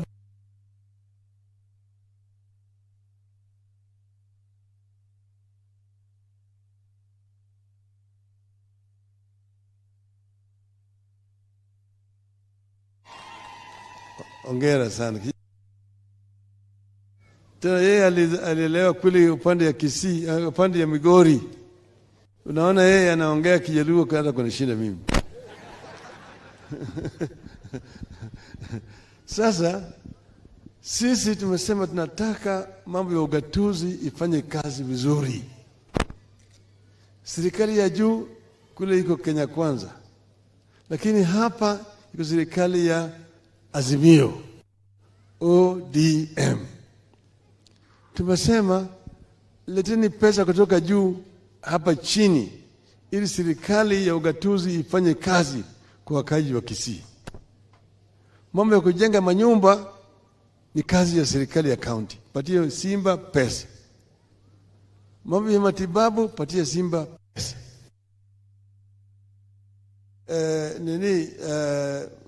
industrial parks, patia Simba pesa. Mambo ya kujenga masoko, patia Simba. Pana weka pesa juu ati unaweka namna hii, hapana. Pesa zote zije hapa chini ili serikali ya county iweze kufanya naye kazi sawa sawa. Sio wewe unakuja sasa kutaka kuwaka magavana wetu kama mapagasi.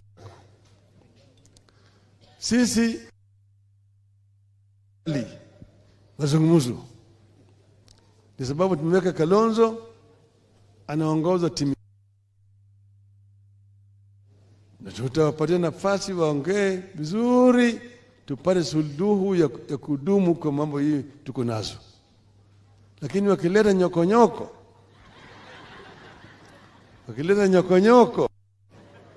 simuko tayari? Simuko tayari? Hiyo sawa sawa kabisa. Sasa Father, tumesikia mahitaji yenu ya kujenga. Umesema mnatafuta ardhi, mkipata ardhi mtatualika. Sisi tutakuwa tayari kuja kuungana na nyinyi kuchangia ili mfanye hiyo maendeleo nataka kufanya.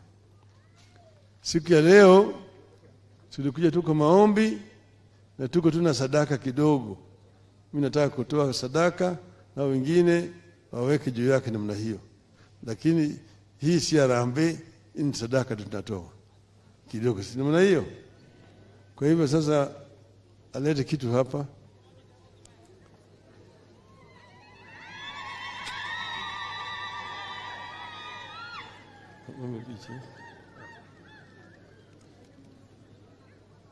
Sasa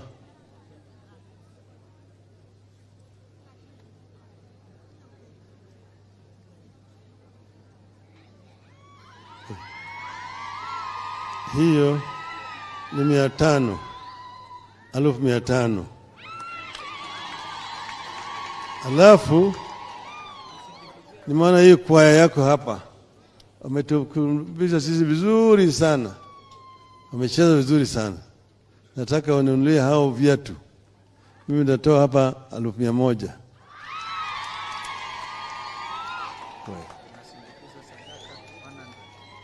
Kalonzo Musyoka amesindikisha sadaka na 100.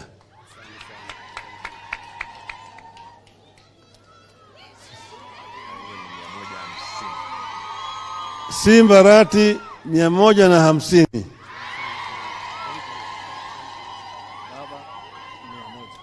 Sasa huyo kijana yangu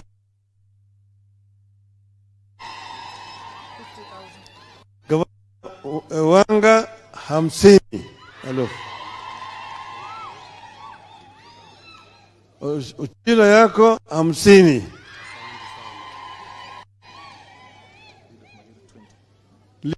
Majority Nairobi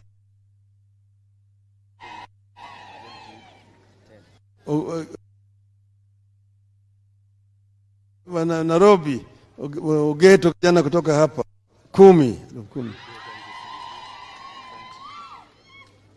Mheshimiwa Masara kutoka huko pande ya Migori 20.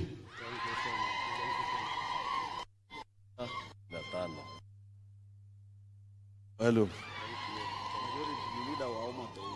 Majority wa Homa Bay 10,000.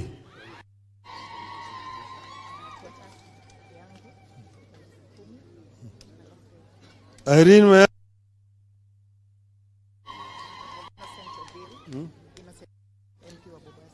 Robiri MP wa Bobasi 10,000.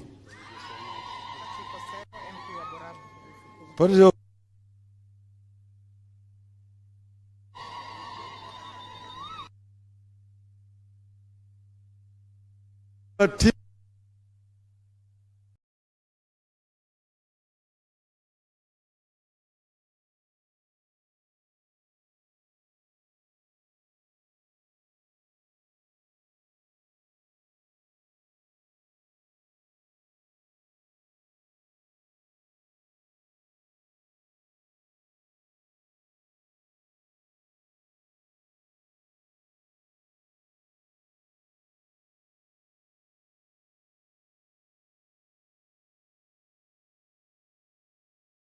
Simbarati, chukua msimamo. And I want to thank you for that assurance. Kwanza, Nyanza, the original Nyanza will stay in Azimio, na hakuna mtu anaweza kupindulia mambo haya. Kwingineko Kenya hii, tunawaangalieni nyinyi. Wengine wanasema, oh, sijui baba anastaafu, sijui nini, sijui wengine wanalima kule, wanasema wanachukua kisehemu fulani. Who doesn't know the sacrifice my brother Raila has made in this country? Kwa upande wa devolution, ungatusi huu. Na atakuja kuelezeni hivi karibuni ndio tusonge mbele. Amesema hapa treasurer wa ODM, my friend, akasema, you know governor, before we talk about 2027, we must settle 2022. Na ndio sababu tuko kwa mazungumzo. Agenda imewekwa wazi. Agenda moja ni hiyo imetajwa hapa, kwamba lazima kuwe na electoral justice. Hiyo sio kusema tu tuweke makamishna wengine ambao wana tabia hiyo ya kuibaiba kura, lakini we want to get the electoral justice, including opening of the server. Kila kitu kiko mbele yetu. Na Raila ameniambia tukienda tuangalie macho, tuone they don't mean business. We have no time to waste for this country. We have no time. Hawa watoto wanahitaji. Gavana hapa amenijulisha sasa hivi, Gavana Wanga, kwamba vijana wanaenda university wanaitishwa 300,000 shillings ukasome degree. Pesa zitatoka wapi? Na hali ya maisha ndiyo hiyo. Angalieni, bei ya shilingi imechuka chini. Interest rate zinaenda juu. Clearly there's a problem in our country. Na lazima tuzungumze. Ndio tukasema cost of living iko kwa meza vile vile. Gharama ya maisha. Hata ingawaje nyinyi mnapata mvua kwa wingi, si bado mna njaa? Si mnanunua sukari? Terrible. Kumbe mnajua kikamba ya Kigusi. Kwa hivyo we will talk. Kwa sasa tumeleta salamu zetu, na kwa sababu tuko kanisani bado, Father, thank you for your generosity. Porojo ziliisha. Nikakutana juzi na huyu anaitwa Kome, Inspector General of Police. Nikamjulisha, number 1, your office is independent. Number 2, ueleze wa Kenya kwa nini ulipiga vijana risasi wakafa kwa kufanya haki yao ya kidemokrasia. Mambo haya you can't wish away. We lost over 70 Kenyans. Tukawazika kila mahali. Na Kisii mkashinda kikombe cha maandamano. Mungu awabariki.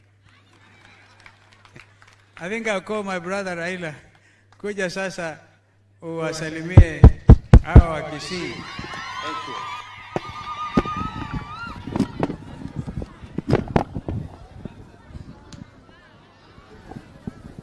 Haya. Abami ntombuya muri. Mbuya muri naende. Asanteni sana. Father na makasisi bae wametualika hapa na Wakristo wote.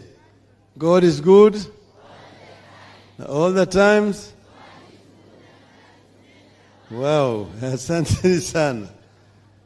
Tuna furaha kufika hapa katika kanisa hii ya Ichuni.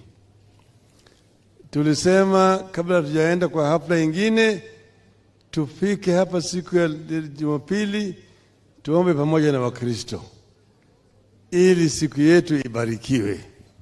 Ndio sababu tumefika. Sasa mimi si mgeni hapa. Mimi nimefika hapa mara mingi zaidi. Tumekuwa hapa ndani yake kwa muda mrefu sana. Kulikuwa hapa Zefania Anyeni Mogundi Jaramogi katika bunge. Na yeye vile vile alikuwa organizing secretary ya chama cha KPU. Alafu mwaka wa 92 tulikuja hapa. na Jaramogi. Alafu mzee mmoja rafiki yake alikuwa anaitwa Ongoto, akaleta kijana moja anaitwa Ferdinand Obure, akashika hiyo mkono ya Obure akasema, huyu Jaramogi, hii mtoto ni yako huyu, nimekupatia hii, peleka hii bunge. Hiyo Obure hiyo tulienda na yeye, ndiye alikuwa mbunge alichaguliwa hapa katika tikiti ya Ford Kenya, Bomachoge, na Obocha alichaguliwa kule upande wa Nyamira vile kwa tikiti ya Ford Kenya. Kwa hivyo tuko pamoja miaka hizi zote. Sasa mimi nimefurahi kukuwa na nyinyi hapa wa Kristo. Mimi ni Anglikana, lakini mimi rafiki ya Wakatoliki sana. Wakatoliki wamenisaidia. Kuna wakati mwingine simba ilikuwa nataka kunirarua, Wakatoliki ndio walinichukua wakanificha mpaka wakapeleka mimi ng'ambo. Kwa mimi ni rafiki ya Wakatoliki. Kila mara kwa mara niko na furaha sana kuja kwa kanisa ya Wakatoliki, na naomba pamoja. Sasa hao wote wamesema mambo ya siasa mingi, nitasema kule katika ile hafla nyingine, lakini hapa mpaka nitoa shukrani kwenu Abagusi kwa kusimama imara pamoja na sisi. Mlipiga kura kwa fujo kabisa kwa Azimio, sio? Walifanya ukarabati kule Nairobi, lakini hiyo maneno bado itaangaliwa. Sasa sisi tumesema tunataka Wakenya wote wawe kama kitu kimoja. Hatutaki ubaguzi ya kabila. Unaona saa ingine wanabagua. Saa ile wanaajiri vijana kwa jeshi, wanabagua. Kwa polisi wanabagua. Kwa serikali wanabagua. Hiyo hatutaki kama Wakenya. Nataka kila Mkenya ni Mkenya. Kwa mfano, katika hii nini wameajiri permanent secretary 51, hakuna Mkisii hata mmoja huko ndani. Nasema Wakisii wamefanya makosa gani? Si ni Wakenya? Tunatoa ushuru ama sivyo? Hiyo ndio sisi tunasema. Sasa sisi tuko hapa na kijana wenu Simba Rati. Hiyo Simba nilikuwa naye Nairobi. Mimi nilipeleka yeye kwanza katika City Council ya Nairobi. Akakaa hiko msimu moja. Abazo akaniambia mimi hii sasa nimetoshana na mambo ya ukansla. Nataka ubunge. Tukashikana na yeye tena tukaenda kwa sasa bunge pande ya Dagoretti. Akaenda kule akafaulu akachaguliwa. Akararua wengine kule. Hii Simba ambayo kuna makucha anararua. Akaniambia sasa nimetosheka na hii mambo ya ubunge Nairobi, nataka nirudi nyumbani. Unataka kwenda kusimama kama mbunge? Hapana. Sasa mimi naenda juu kama gavana. Nikamwambia ndio, mimi nitakuunga mkono. Sasa alikuja hapa. Wale wengine walikuwa wanaangalia yeye, nasema huyu kijana anapiga tu, anaweka tu, hakuna chochote. Sisi tunajua siasa ya Kisii. Nikasema unajua siasa ya Kisii? Ndio. Lakini hamjui Simba ni nini. Wakati Simba yaanza kuwararua, wanakuja kulia kwangu. Jamaa anacheza mchezo offside. Nikasema mlisema mnajua Kisii kumshinda Simba. Huyo wakalialia, lakini Simba ikawararua mpaka akaingia ndani. Hongera sana sana sana sana. Sasa kijana yangu huyu Barongo, huyu ni mtoto yangu huyu.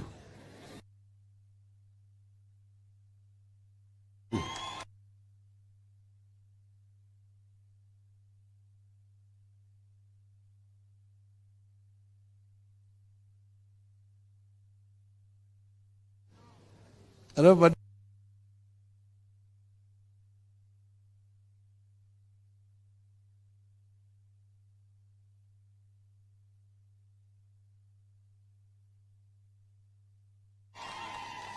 ongera sana.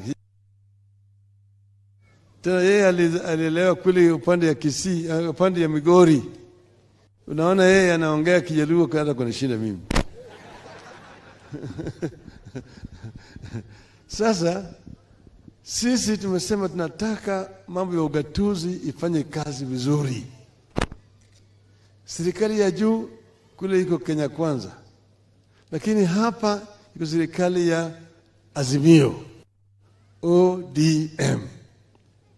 Tumesema leteni pesa kutoka juu hapa chini ili serikali ya ugatuzi ifanye kazi kwa wakazi wa Kisii.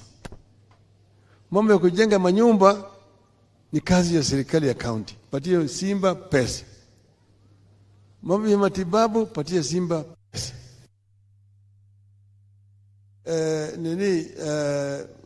Industrial parks patie Simba pesa. Mambo ya kujenga masoko patie Simba. Pana weka pesa juu ati unaweka namna hii, hapana. Pesa zote zije hapa chini ili serikali ya county iweze kufanya naye kazi sawa sawa. Sio wewe unakuja sasa kutaka kuwaka magavana wetu kama mapagasi. Sisi mazungumzo ni sababu tumeweka Kalonzo anaongoza timu, na tutawapatia nafasi waongee vizuri, tupate suluhu ya kudumu kwa mambo hii tuko nazo. Lakini wakileta nyokonyoko,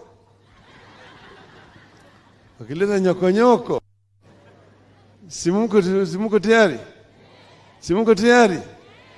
Hiyo sawa sawa kabisa. Sasa Father, tumesikia mahitaji yenu ya kujenga. Umesema mnatafuta ardhi, mkipata ardhi mtatualika. Sisi tutakuwa tayari kuja kuungana na nyinyi kuchangia ili mfanye hiyo maendeleo nataka kufanya. Siku ya leo tulikuja tuko maombi na tuko tuna sadaka kidogo. Mimi nataka kutoa sadaka na wengine waweke juu yake namna hiyo. Lakini hii si harambee, ni sadaka tunatoa kidogo, si namna hiyo. Kwa hivyo sasa alete kitu hapa.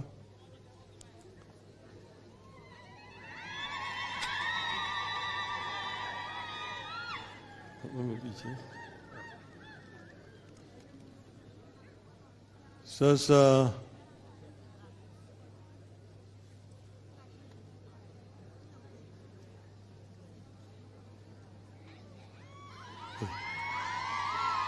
hiyo ni 500, 1500.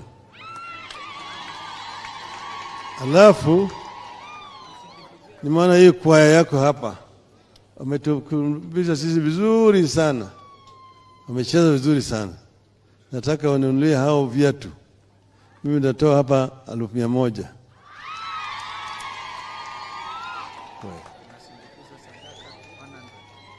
Kalonzo Musyoka amesindikiza sadaka na 100.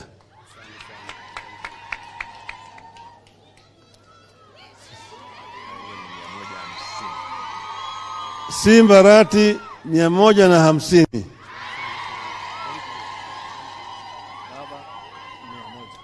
Sasa huyo kijana yangu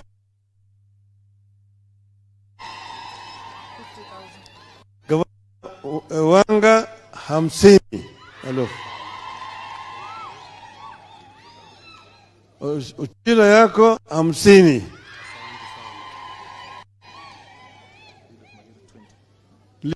Majority Nairobi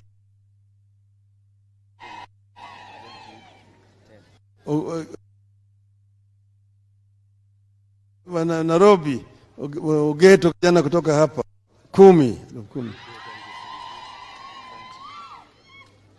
Mheshimiwa Masara kutoka huko pande ya Migori 20.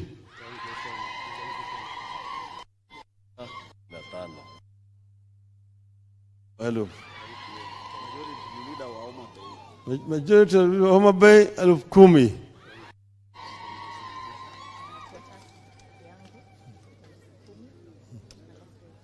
Irene Maya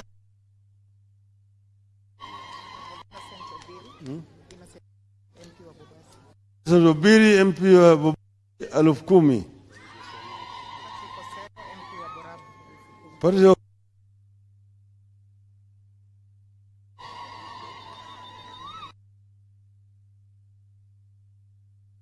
Patrick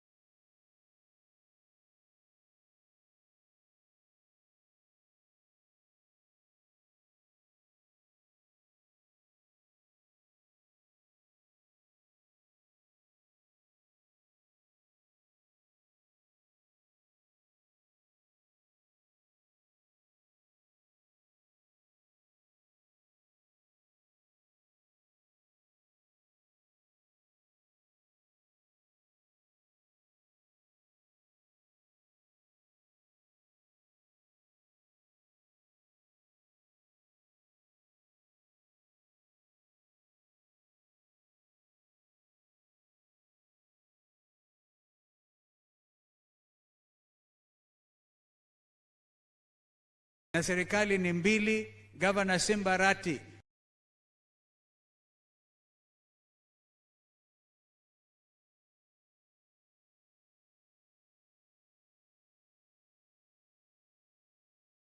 chukua msimamo.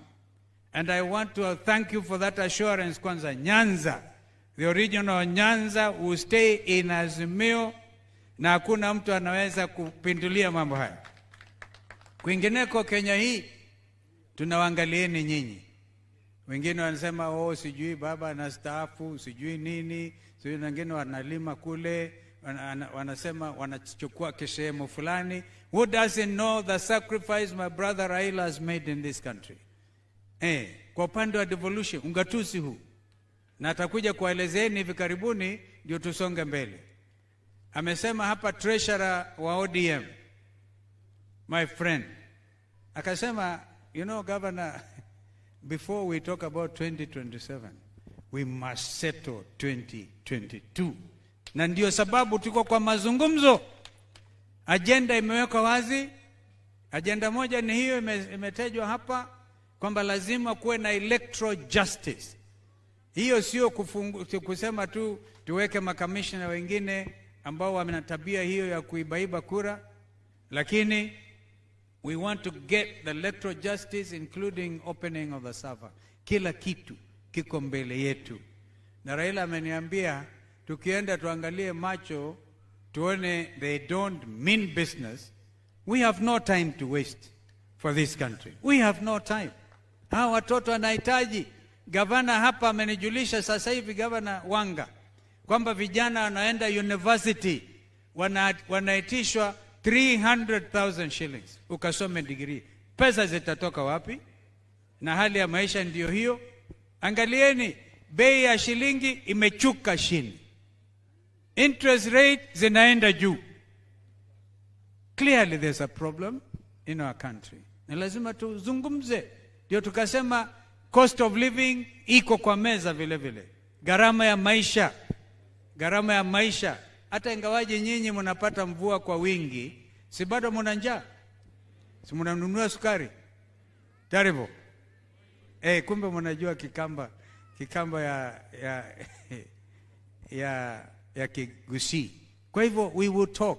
Kwa sasa tumeleta salamu zetu, na kwa sababu tuko kanisani bado, Father, thank you for your generosity. Porojo ziliisha. Nikakutana juzi na huyo anaitwa Kome, Inspector General of Police. Nikamjulisha, number 1, your office is independent. Number 2, ueleze wa Kenya kwa nini ulipiga vijana risasi wakafa kwa kufanya haki yao ya kidemokrasia. Mambo haya you can't wish away. We lost over 70 Kenyans. Tukawazika kila mahali. Na Kisii mkashinda kikombe cha maandamano. Mungu awabariki. I think I'll call my brother Raila. Kuja sasa uwasalimie hao wa Kisii. Thank you.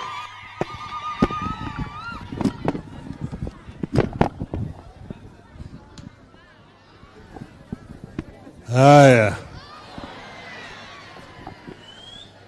Abamento mbuyamure. Mbuyamure naende. Asanteni sana. Father na makasisi ambaye wametualika hapa na Wakristo wote.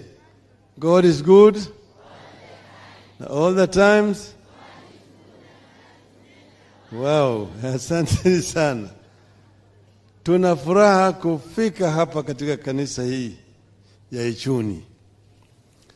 Tulisema kabla tujaenda kwa hafla ingine, tufike hapa siku ya Jumapili, tuombe pamoja na Wakristo ili siku yetu ibarikiwe. Ndio sababu tumefika. Sasa mimi si mgeni hapa. Mimi nimefika hapa mara mingi zaidi. Tumekuwa hapa ndani yake kwa muda mrefu sana. Kulikuwa hapa Zefania Mugundi Jaramogi katika bunge. Na yeye vile vile alikuwa organizing secretary ya chama cha KPU. Tulikuja hapa na Jaramogi. Alafu mzee mmoja rafiki yake alikuwa anaitwa Ongoto. Akaleta kijana moja anaitwa Ferdinand Obure. Akashika hiyo mkono ya Obure akasema, huyu Jaramogi, hii mtoto ni yako huyo. Nimekupatia hii, peleka hii bunge. Hiyo Obure hiyo tulienda na yeye alikuwa mbunge alichaguliwa hapa katika tikiti ya Ford Kenya. Bomachoge. Na Obocha kilichaguliwa kule upande wa Nyamira vile kwa tikiti ya Ford Kenya. Kwa hivyo tuko pamoja miaka hizi zote. Sasa mimi nimefurahi kukuwa na nyinyi hapa Wakristo. Mimi ni Anglikana. Lakini mimi rafiki ya Wakatoliki sana.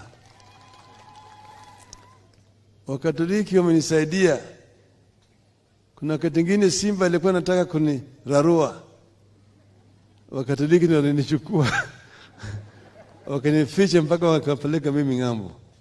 Kwa hiyo mimi ni rafiki ya Wakatoliki. Kila mara kwa mara niko na furaha sana kuja kwa kanisa ya Wakatoliki. Na naomba pamoja.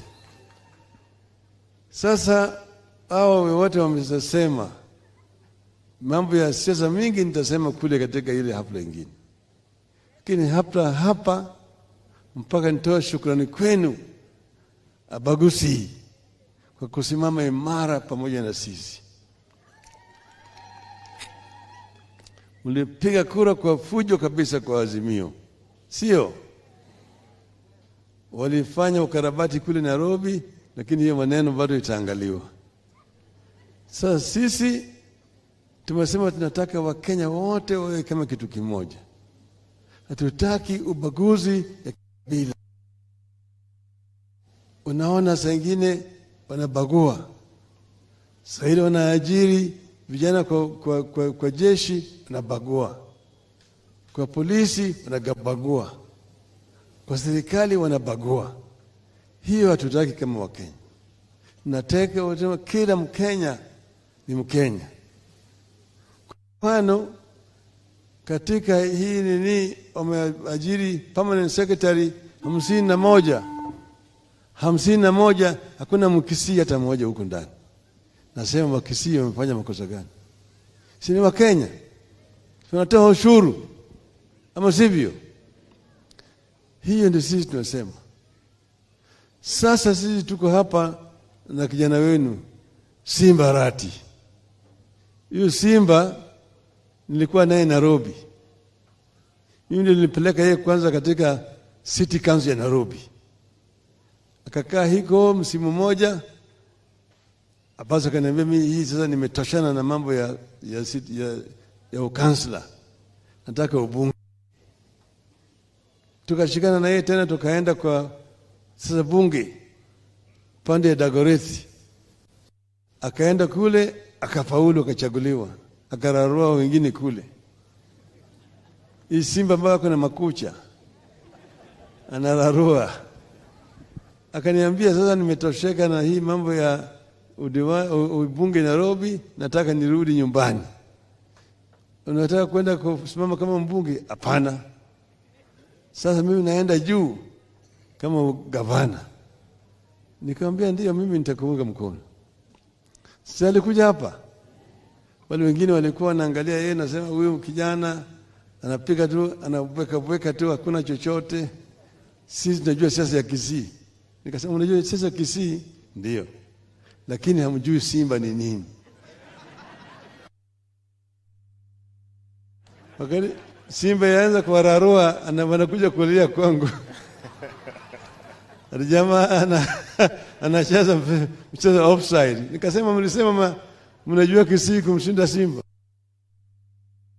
Huyo wakalialia, lakini simba ikawararua mpaka akaingia ndani. Hongera sana sana sana sana.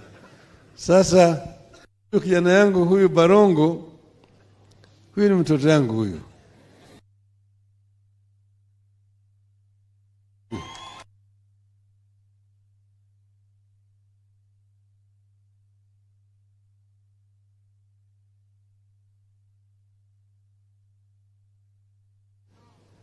Alafu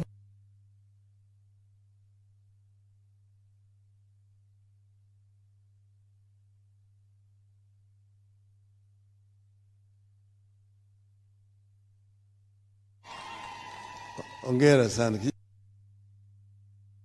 Tena yeye alielewa kule upande ya Kisii, upande ya Migori. Unaona yeye anaongea Kijaluo hata kunishinda mimi.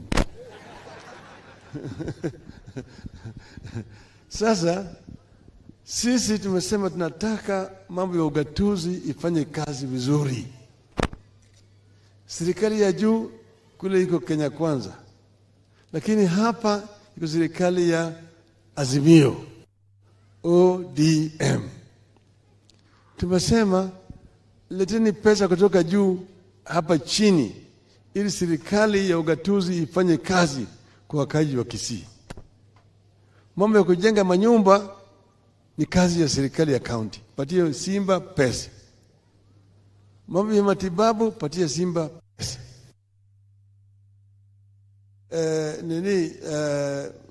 Industrial parks, patia Simba pesa. Mambo ya kujenga masoko, patia Simba. Hapana weka pesa juu ati unaweka namna hii, hapana. Pesa zote zije hapa chini ili serikali ya county iweze kufanya naye kazi sawa sawa.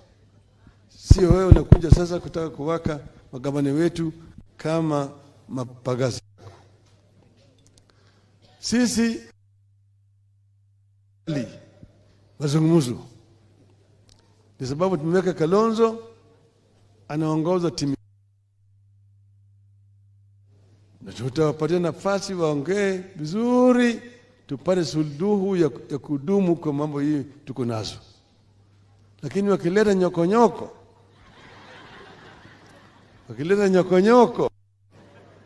simuko tayari? Simuko tayari? Hiyo sawa sawa kabisa. Sasa Father, tumesikia mahitaji yenu ya kujenga. Umesema mnatafuta ardhi, mkipata ardhi mtatualika. Sisi tutakuwa tayari kuja kuungana na nyinyi kuchangia ili mfanye hiyo maendeleo nataka kufanya.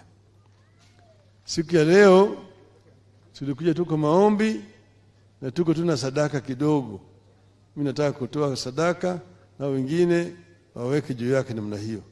Lakini hii si harambee, ni sadaka tunatoa kidogo, si namna hiyo. Kwa hivyo sasa alete kitu hapa.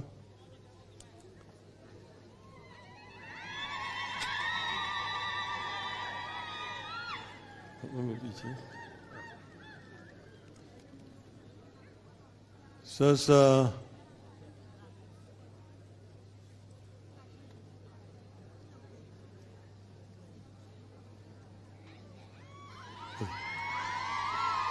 hiyo ni 500, 1500.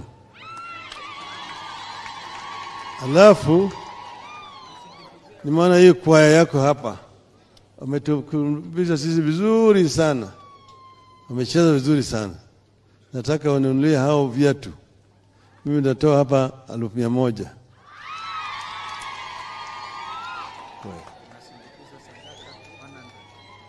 Kalonzo Musyoka amesindikiza sadaka na 100.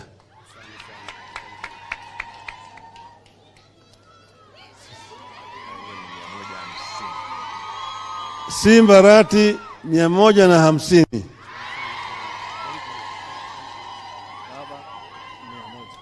Sasa huyo kijana yangu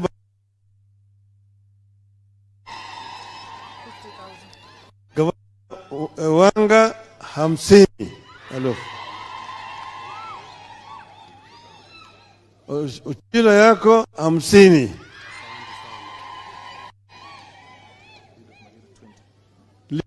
Majority Nairobi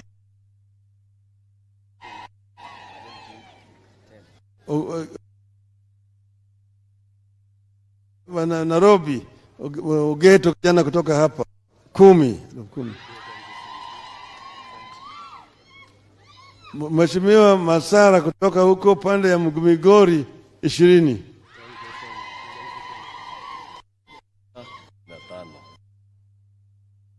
Hello. Majority wa Homa Bay 10,000.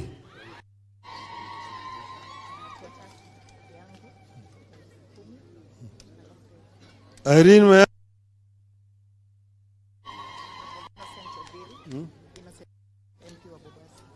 Robiri MP wa Bobasi 10,000.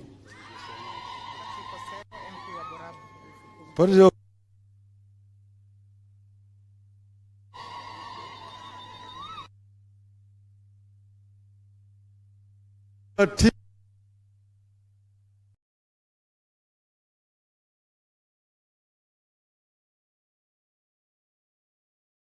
nakende gionsi ya irieta na diara tutigira machenge usabono na ande mubago kere mono tigantigere igo mbate bimbu ya mono murudi kwa amani. Mheshimiwa Spika, karibu.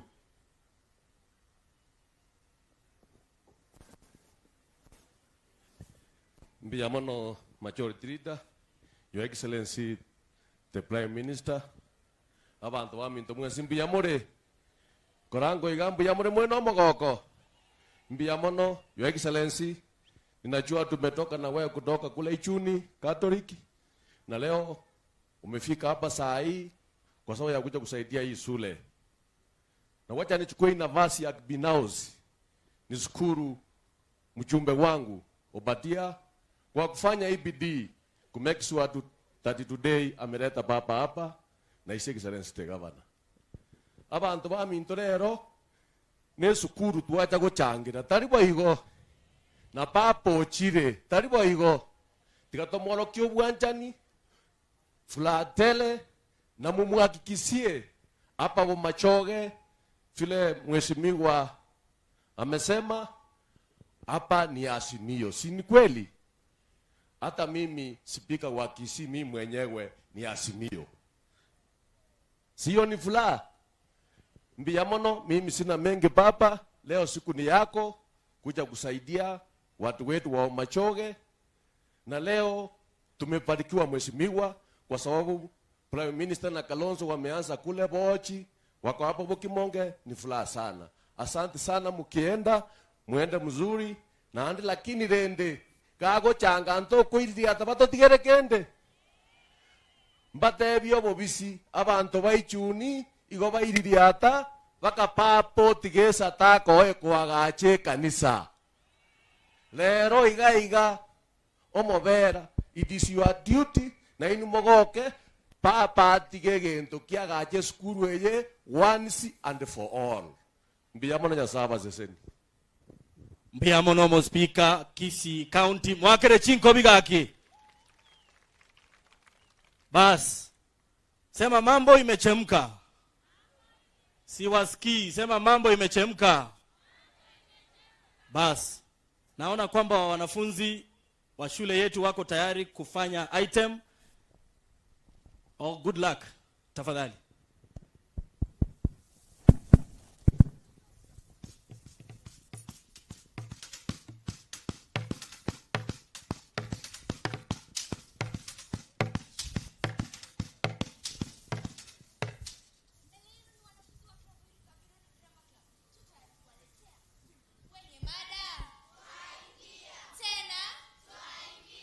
Ndio, twaingia.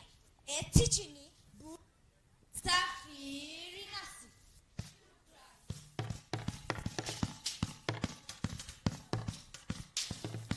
Na na peremeta kama maua.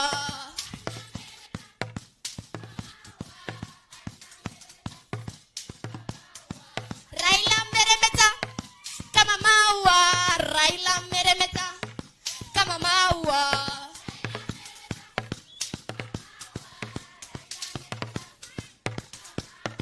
Kalonzo meremeta kama maua. Kalonzo meremeta kama maua.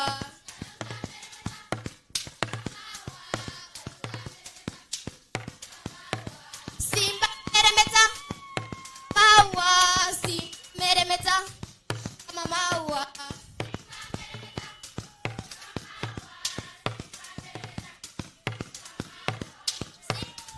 Baba, Rondero Baba, Baba.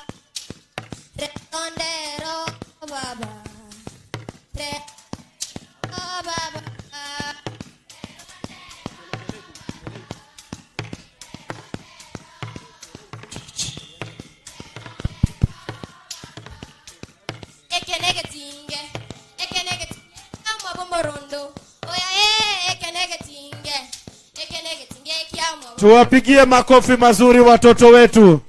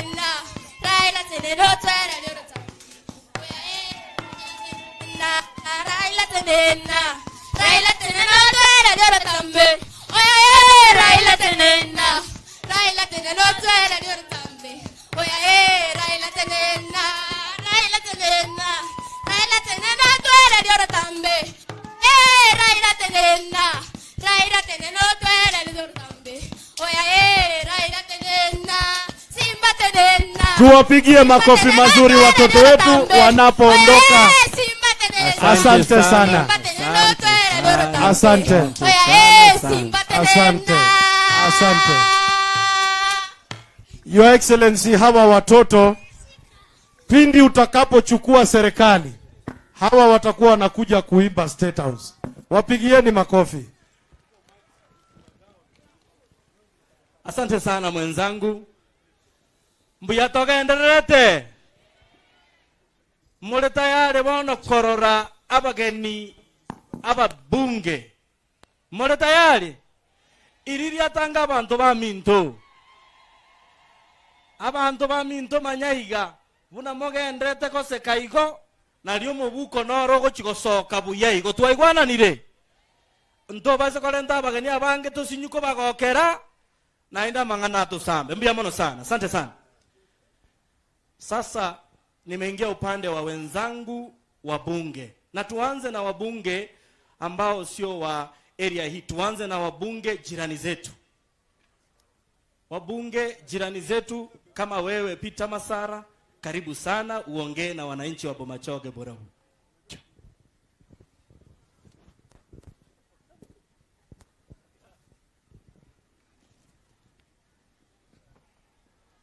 Haya watu wa Bomachoge, Bwana Yesu asifiwe. Asifiwe Bwana Yesu.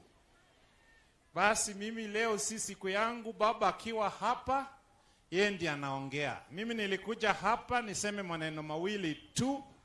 Huyu kijana Barungu ni kijana anachapa kazi.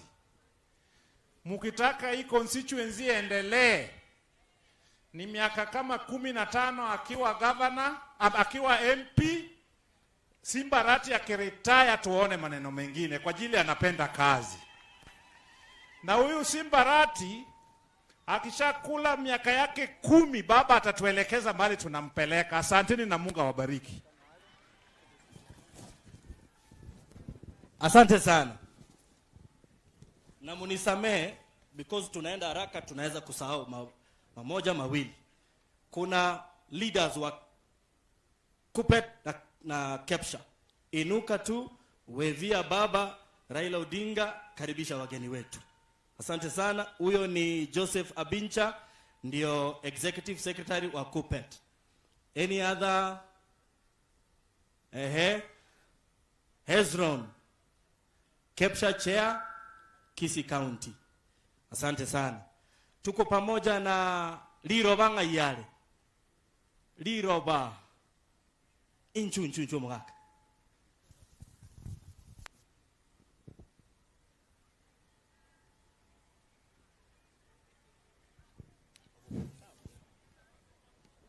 Tuyamono, mtanisamee vile naenda kutamuka. Unajua tulikuwa na uchaguzi katika taifa letu, lakini hadi wa leo kuna tatizo kubwa kujua nani alikuwa mshindi. Ndio sababu tuko na kamati inazungumzia hali ya mambo na pia kufungua ile safa tujue kitu gani iko ndani. Mlengo nilikuwa ndani yake, mlengo wa Azimio. Kwa kuamini kama vile wananchi wengine tuliamini dume yetu ndiyo alitua uongozi wa taifa hili. Na dume yetu ni Raila Amolo Odinga, akiwa pamoja na Kalonzo Musyoka, Martha Karua. Na kwa sababu hiyo, vile tunaongoja haki, kila wakati nikipata nafasi kama hii, ninamwangalia kama rais wa taifa letu mpaka wafungue ile safa. Wabunge. Na tuanze na wabunge ambao sio wa area hii. Tuanze na wabunge jirani zetu. Wabunge jirani zetu kama wewe Peter Masara, karibu sana uongee na wananchi wa Bomachoge Borabu.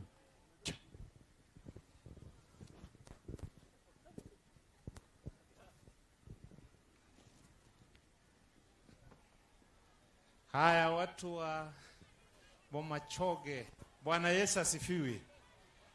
Asifiwe Bwana Yesu. Basi mimi leo si siku yangu, baba akiwa hapa, yeye ndiye anaongea. Mimi nilikuja hapa niseme maneno mawili tu. Huyu kijana Barungu ni kijana anachapa kazi.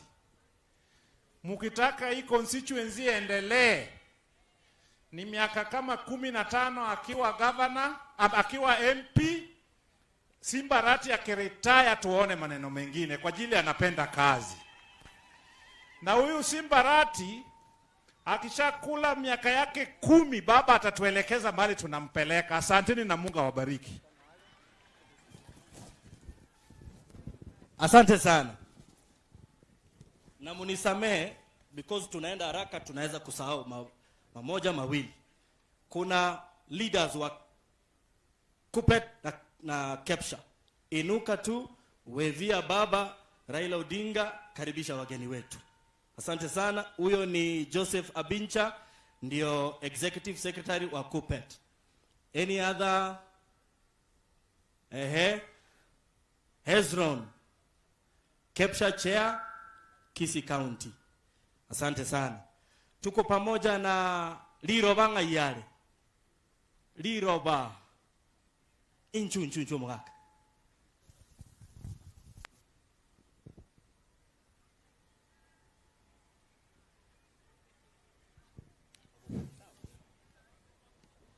Kuyamono, mtanisamehe vile naenda kutamuka. Mnajua tulikuwa na uchaguzi katika taifa letu, lakini hadi wa leo kuna tatizo kubwa kujua nani alikuwa mshindi.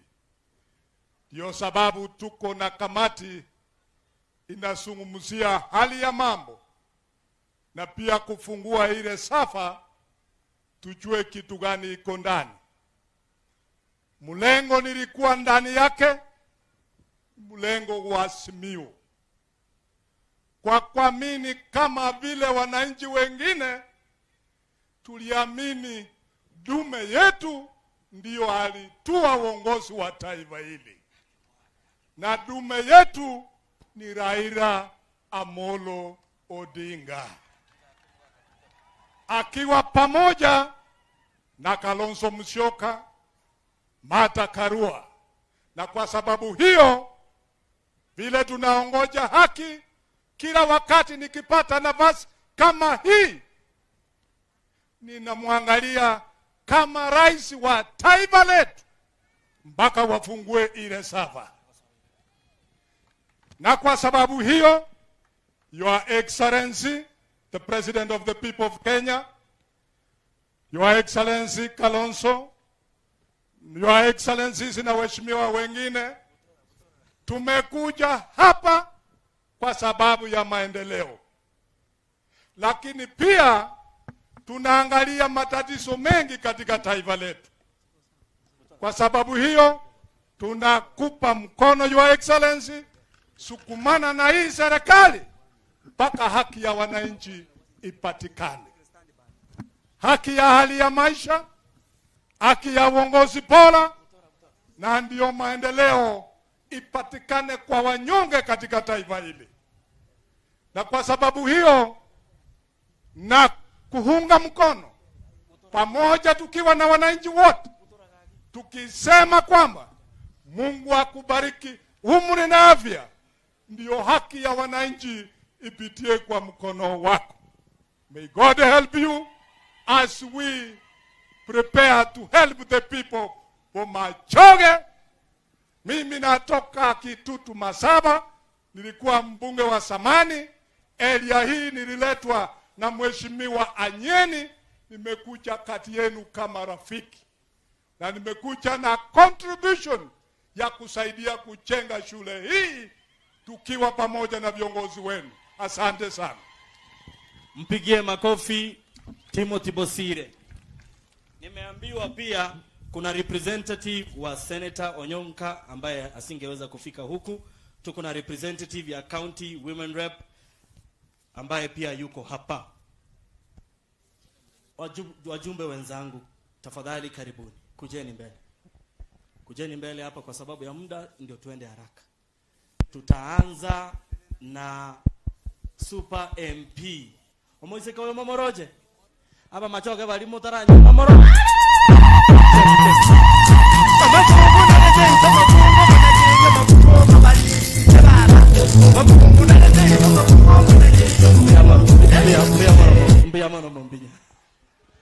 Mbiamono sana. God is good and all the time. Kwa majina mimi naitwa Irene Nyakerario Mayaka. Kumbe niko na mabeste. Mimi ni mjumbe Seito Nyamira, West Mogirango, Inchenomo Gichora, Inchenomo Bunge, Mochorio, ODM. Naende Tindi people. Maizuri hapa Machoge. Mbiamono sana. Mimi nataka kusema shukrani sana kwa kutualika hapa kwenu. Mbunge wenu Obadia engineer, yeye ni engineer kama baba. Kwa hivyo ako na akili ile inafikia karibu na ya baba. Si kama baba, lakini amekaribia hapo. Na amefanya kazi mzuri sana. Na tukiwa pale bungeni, sisi pamoja na Barongo na Kibagendi na Engoko mtawaona, tunajiita sisi ni watoto wa baba. Na sisi tukiwa pale tunawatetea nyinyi kama wananchi, kwa sababu ule ambayo ni political father wetu ametufunza ya kwamba tuweke wananchi mbele, si ndio? Kwa hivyo kila wakati sisi tutakuwa upande ya wananchi na tutawatetea. Na kwa sababu tuko shule, tuko na wanafunzi hapa, mtaniruhusu niwaongeleshe. Mimi kama dada yao mkubwa, nataka kuambia hivi, mko hapa? Wanafunzi mko wapi? Unaona watu wote wamekuja kuwachangia pesa ili mkuwe na shule mzuri, si ndio? Lakini kabla wafungue mfuko yao watoe pesa, nataka nyinyi wote msimame. Simameni tu mbio mbio tu. Simameni mbio mbio. Students peke yake. Aya, inua mkono ya right.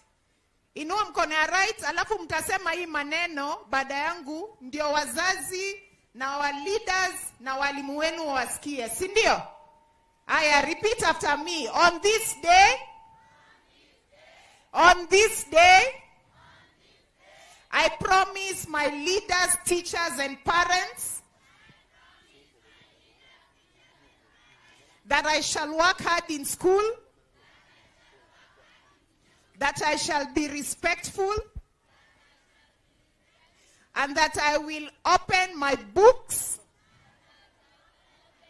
and close my legs. That I will open my books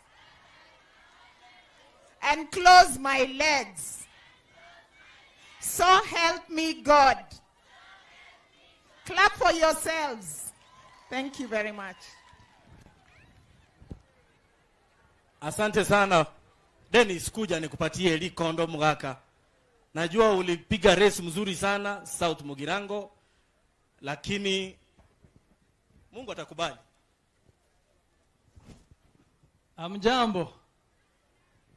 Hamjambo tena. Raila Amolo Odinga, karibu sana. Kalonzo Musyoka, governors present and everybody, karibu sana. Mimi naitwa Dennis Makoli Sonko. Tulipigana na Osoro huko South Mugirango, lakini akanishinda kidogo tu. Lakini 2027 iko. Viongozi wetu wamekuja hapa, karibu sana, mtuchangie hii shule yetu. Mimi ningesema hivi, wale wajumbe wenye walielektiwa kwa ODM na Azimio wasitoke hapo. Wakitoka, tafadhali wananchi 2027 muwaweke nje. Asante sana. Asante sana Mheshimiwa Dennis. Aya, wacha nimkaribishe Mheshimiwa Clive Gisairo aka Mboko.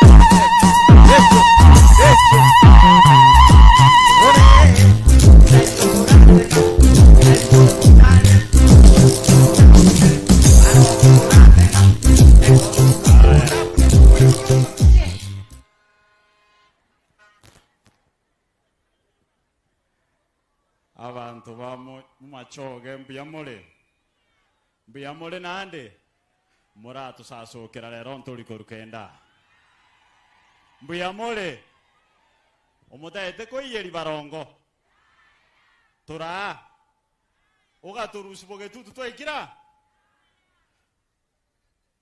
Right Honorable Raila Amolo Odinga, Stephen Kalonzo Musyoka, Your Excellencies the Governors, waheshimiwa wabunge wenzangu, MCAs, na watu wote wa Machoge Borabu wairire asamalieta igonkoro ku Cliff Ombane Gisairo bogetutu abakondo kengoko otwakira rero kubabwatesi korosie skuru. Mheshimiwa Raila, tumeshukuru sana. Mwezi uliopita ulikuja kwenye constituency yangu na ukatusaidia katika ujenzi wa kanisa. Leo tena umekuja, tumeshikana, tumeanzia pale kanisani, sasa tumefika hapa kuona kwamba watoto wetu wanapata mahali pazuri kupata elimu yao.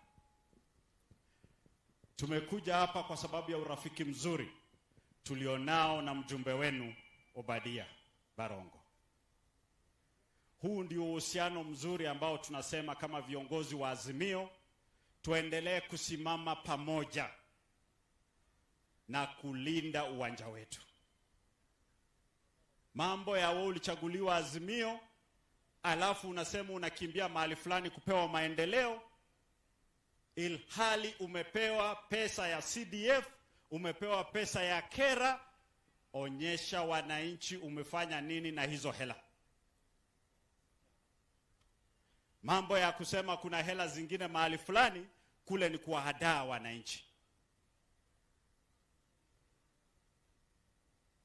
Mheshimiwa Raila, pale Nyamira nimebaki pale na Rene tukilinda ulingo. Hapa Kisii naona sasa ni Mheshimiwa Obadia na Kiba. Waliotoroka hatuna uoga, kwa maana tuliobaki sisi ndio vijana.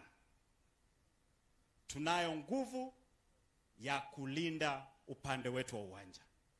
Hatutatishwa. Ncheno olimu waiguna atebyo yonde konyoro chakire kuganga ku Kisii County agocha Nyamira kugamba ororo. Nkamotebya ira nego chaga arole ngakiba kubwaterana na Simba bakonye Kisii County. Tari boygo. Baro sikisi na intutoro sinyamira gusiesuke mutu. Tari boygo. Ekero tugo tarira na twatarira na na tarire Barongo iga bunu musani. Teri njengo cha komotebi nkike bana teko baga. Iga gonchika mubwatesi abantu babu machoge banyora amagendero. Na inchekero mbwate nganali na muchika bunu musani. Kwa hivyo viongozi, kila mtu fanya kazi mahali ulichaguliwa. Mambo ya kutuambia we ni kiongozi wa hapa na pale, hakuna kitu kama hiyo. Mambo ya kuregarega hatutaki. Na baba getutu tolego. Sitaongea mengi. Leo tumekuja hapa tushikane mkono, tutengeneze shule yetu, watoto wetu wapate elimu iliyo sawa. Alafu huyu kijana mwenzangu, we are the same age.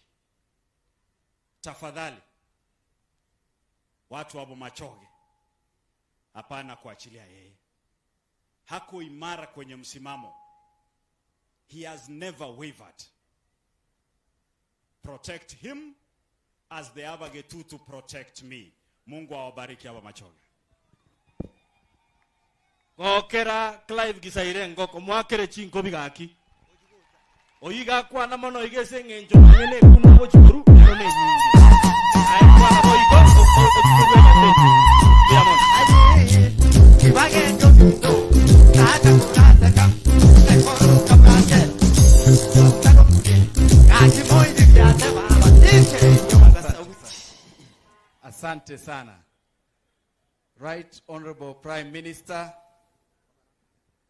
our Vice President, Stephen Kalonzo Musyoka, the governors here present, led by our Governor Simba Arati, wajumbe na wasalimu wote hamjambo. God is good and all the time. Asante sana. Leo tumekuja hapa kusupport ndugu yetu Nolfason Barongo kwa ujenzi wa shule hii. Na leo hapa pia nimekuja kuwaomba abantu baminto babo Machoge mubwate sio muroye engineer agenderere gukora egasi engia tari boigo. Na inchenko gotebiga Barongo rema ikaransere keroge kione chikwerende chionsi tago tisa kamogo kaiga ekona tago ikaransa boronge elinda kolegasi. Sisi leo Prime Minister tuko na wewe na tunataka kufanya kazi pamoja kuanzia vile tuliingia ODM na kuenda mbele. Hapa Kisii tuko na nyoni ingine inaitwa Likorobo ambayo inapiga kelele sana, na wako pande ile ya UDA, na mahali tunasema tumeona ndugu yetu anatoka anaitwa Dennis. Hiyo Likorobo anatoka kule South Mugirango. Na tunaomba hivi, in October utembee Kitutu Chache South, pia tuweze kuwa na shughuli kule. November tuende South Mugirango kwa Dennis, pia tuweze kufanya kazi huko, ndio tuweze kulock Kisii yote na Nyamira iwe pamoja. Sababu ya muda tunarudisha shukrani kubwa na tunawatakia mema. Asanteni sana. Mwakere Chinkobi omweshimiwa Anthony Kibagendi. Mbiamono gaki, mbiamono senator, mbiamono karibu Bomachoge. Abamachoge mbiamole. Mbiamole onyemondo oche nkwani yango igama igakoro Nyamira. Haya, nje ngoro gwokongo omogeni omoseneta kurwe county ya Nyamira. Baba na makamu wako Bwana Kalonzo, tunakushukuru kwa kututembelea katika kaunti ya Kisii, na vile Mheshimiwa Gisairo amesema juzi ulikuwa kule Nyamira ukitufanyia maendeleo. Tunashukuru. Na kuomba nizungumze kwa Eke Gusii ndio watu wetu wanisikize. Abantu wa mintonto iwana ine. Wono nda edenkwane Eke Gusii to iwane. Keroto agerete omo president chukura ntoma edengo monto irete Raila Amolo Odinga.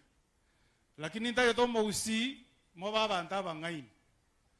Monto onde bwensi ogotuoro kia machaya. Utata etio bwanja ni obuyase tole na intu ntoko mwanja. Korugese twakanyore tobo sibole. Aba gusi ntwanya ko butata bwatio mo permanent secretary. Lakini bona igesa aba permanent secretary 51 ntobwati no yomo. Abumbu yaba gusi. Community ese president yeruete igabwata aba PS 13. Ese kachagwaruete obale 13. Aba Somali obabwate 8. Intuto kamanya gotigubosa. Igontu anjire boli. Abuntu anjire. Ekero chigasia tangazo chia KRA. Chiarenge 1500.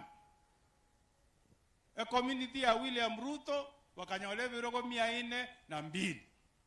Ese kachagwaruete wakanyole birogo 385. Usi tokamanya konyora 50. Toko boli ya mangana ayo osoro tataenga inu sokia maino moseke. Na omutakete iko. Ngatoseka karoto ko rinwegas. Ndo gwanje. Omwana itokonye tobwate alika MTC. Okoro kujendi fakibagendi. Omo nyali bali korumata. Chiwiki bere chiatete igabo tuko abute tuko KNTC ngana litotanyale ko iraba ina baito ochialia. Igonda etemba tebi ngaba usi mo baba ntaba ngaini. Na baba, sisi tunaona kwamba ukiiba ng'ombe ambaye sio yako unashindwa kulisha. Kwa sababu Mheshimiwa William Ruto ametufinya kwa maneno ya tax, hata watoto hawezi kutumia mama sukari nyumbani. Na kule Nairobi tukisema sukari imeongezeka, tunaambiwa sukari bado imeongezeka. Aba ngine sukari nemenda ostemented. Nemenda ostemented. Epigi achira igroseragen. Igoto kwenda na Nairobi toka Mheshimiwa William Ruto atusikize vizuri. Wale wanafunzi wetu ambao wameenda university ambao walienda bila kulipa chochote, tunasema kwamba wa Kenya hawana shilingi 1380 ya kulipa school fees. Ikifika mwezi wa Novemba hakuna mwanafunzi hata mmoja atafukuzwa arudi nyumbani. Wanafunzi wakifukuzwa sisi wote tutatoka nje kupinga. Mnakubali hiyo? Mnakubali watoto wetu wasome university bure? Kwa sababu tumelipa ushuru, hiyo ushuru tumelipa isaidie watoto wetu. Wewe mheshimiwa, tumekuja hapa kwa sababu tunakupenda na wewe ukae imara kwa ODM vile umekaa. Umwana onomuya. Ekarabara danga bamente sukali erega hakano. Wewe ni mtu mzuri, ukae hapo kwa baba, tutakuwa pamoja. Asanteni abantu wa Minto Mbiamono. Mbiamono moiriri atere seneta Okongo Mogeni. Bono twaisire gukura. Abantu bami ntombi yamore. Inche emwanchorete mbomo somba. Unabono na jitese body yomobera bagante bitorentera bageni edom yaitonja yeta toroseri abana edom. Na barentire tinda abarenta. Na barentire tinda abarenta. Igoninde gasi tindie gasi. Mbia mono. Bono ntagete korenta. Omwana minto omo governor Okisi County. Na endo Raila Simba mamba, Simba neta mureka, ae Simba mamba, Simba neta mureka, ae Simba mamba, Simba neta mureka.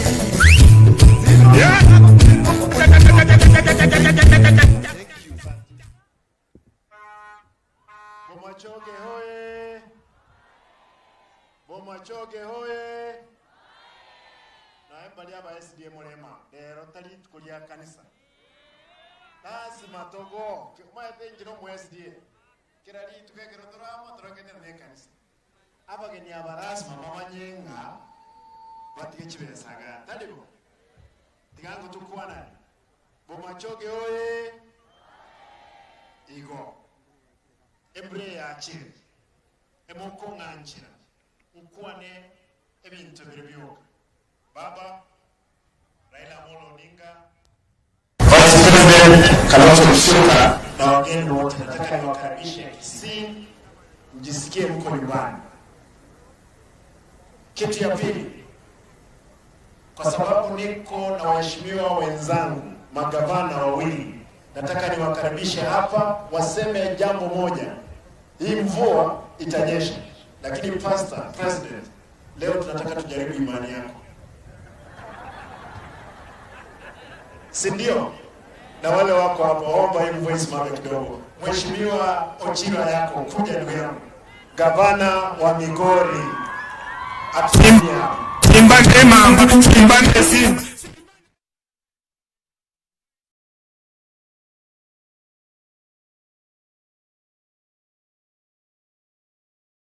Sana DJ. Abagusi Mbuyamore. Muko sawa? Mimi leo ni birthday yangu. Baba, I didn't tell you that the 10th of September has always been my birthday. I made a resolution last year that every month I must help 2 strangers.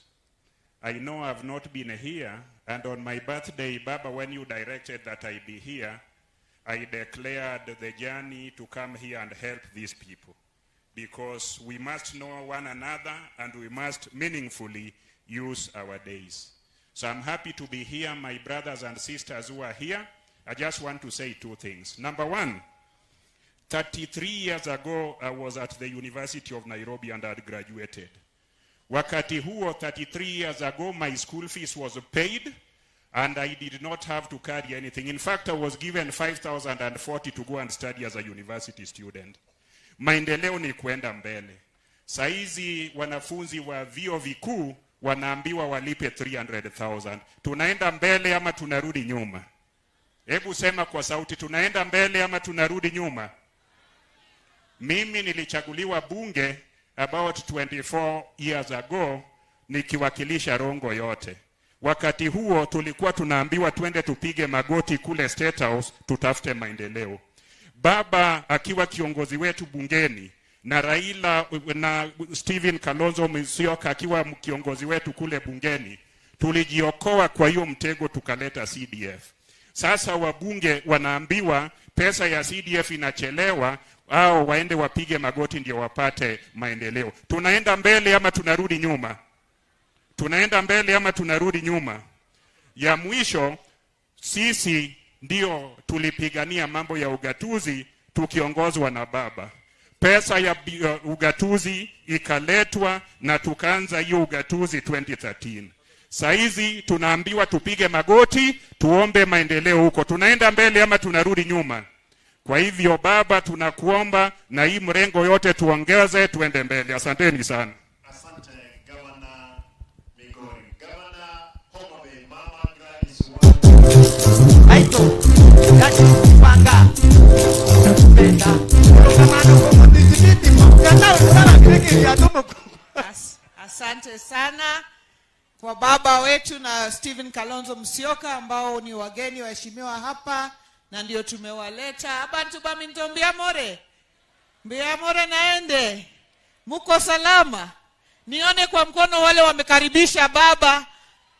Asante sana. Sisi tumekuja pamoja na baba na tumeleta salamu kutoka kule Homa Bay na tuliambiwa na mjumbe wenu Bwana Barongo kwamba kuna mchango na tuko tayari, na mimi nataka msimamishe huyu kweli kweli na mumpatie support maximum pamoja na Simba Arati ambaye ndiye gavana wenu. Na nataka kusema hivi. Hala? Jamaa amepata lift. Hiyo ni lift ya bure amepewa. Asante sana. Amepewa lift. Wacha niambie watoto wa shule ambao wako hapa, tafadhali ile pledge ambayo Rene amewaambia mshikilie hiyo pledge. Pledge ilisema tunafungua nini? Na tunafunga nini? Hata mimi hapo ndio niko, kwa sababu the Bible says there is a time for everything. The book of Ecclesiastes, there is a time for what? Mshikilie hapo. Na mimi nataka niwaambie ndugu zetu wa Mogusi, tukae pamoja ndani ya Azimio na tufuate baba vile tumempata hii siku yote, kwa sababu yeye ndio najua ametutoa wapi na anatupeleka wapi, na tunaenda pamoja na yeye huko ambako anatupeleka. Asanteni sana na Mungu awabariki. Asante gavana wa Homa Bay. Abantu bami ntuti yangu wanegenteke. Itangani omweshimiwa Oga ewodi no tukubeka industrial park. Industrial park ali asakuru kutongeri. Tuabeke 250 million, na serikali nene atoe 250. Iko 500 million kigo tumeke se wodi korosia industrial park. Abantu baito banyole gasiororo. Mo wancha boygo.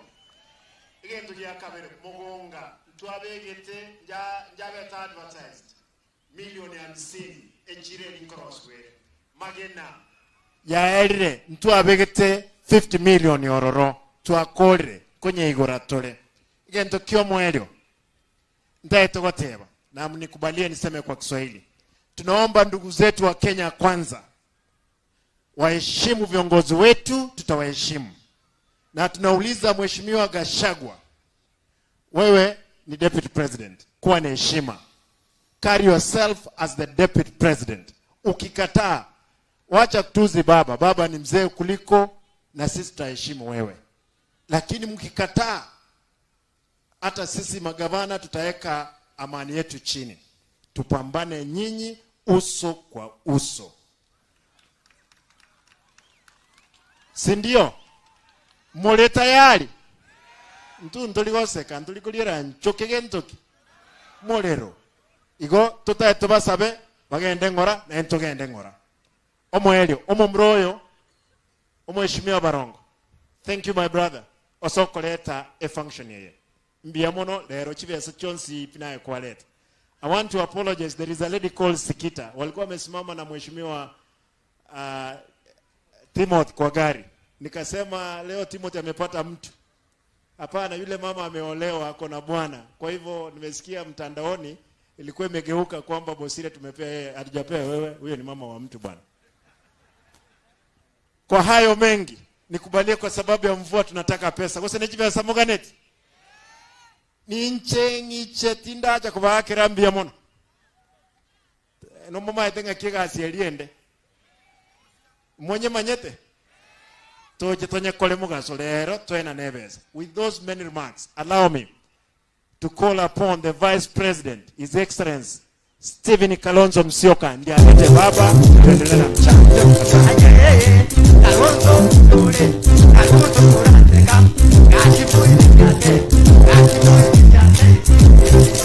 Thank you. Huyu jamaa muungwana mzuri wewe. Omogozi Biamore. Sababu ya mvua na bado hatujatoa mchango watoto wasome. Poleni kwa mkasa uliowapata wa dormitory. Shule hii tumeelewa ina maana sana. Mheshimiwa Barongo, mbunge wenu kijana, tunampa heko.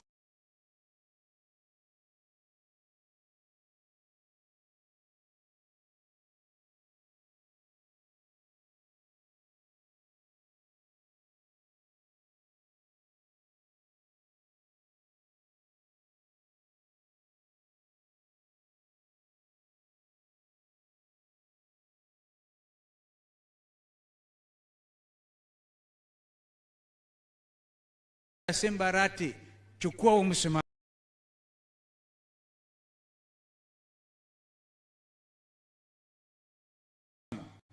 And I want to thank you for that assurance. Kwanza, Nyanza, the original Nyanza will stay in Azimio, na hakuna mtu anaweza kupindulia mambo haya. Kwingineko Kenya hii tunawaangalieni nyinyi.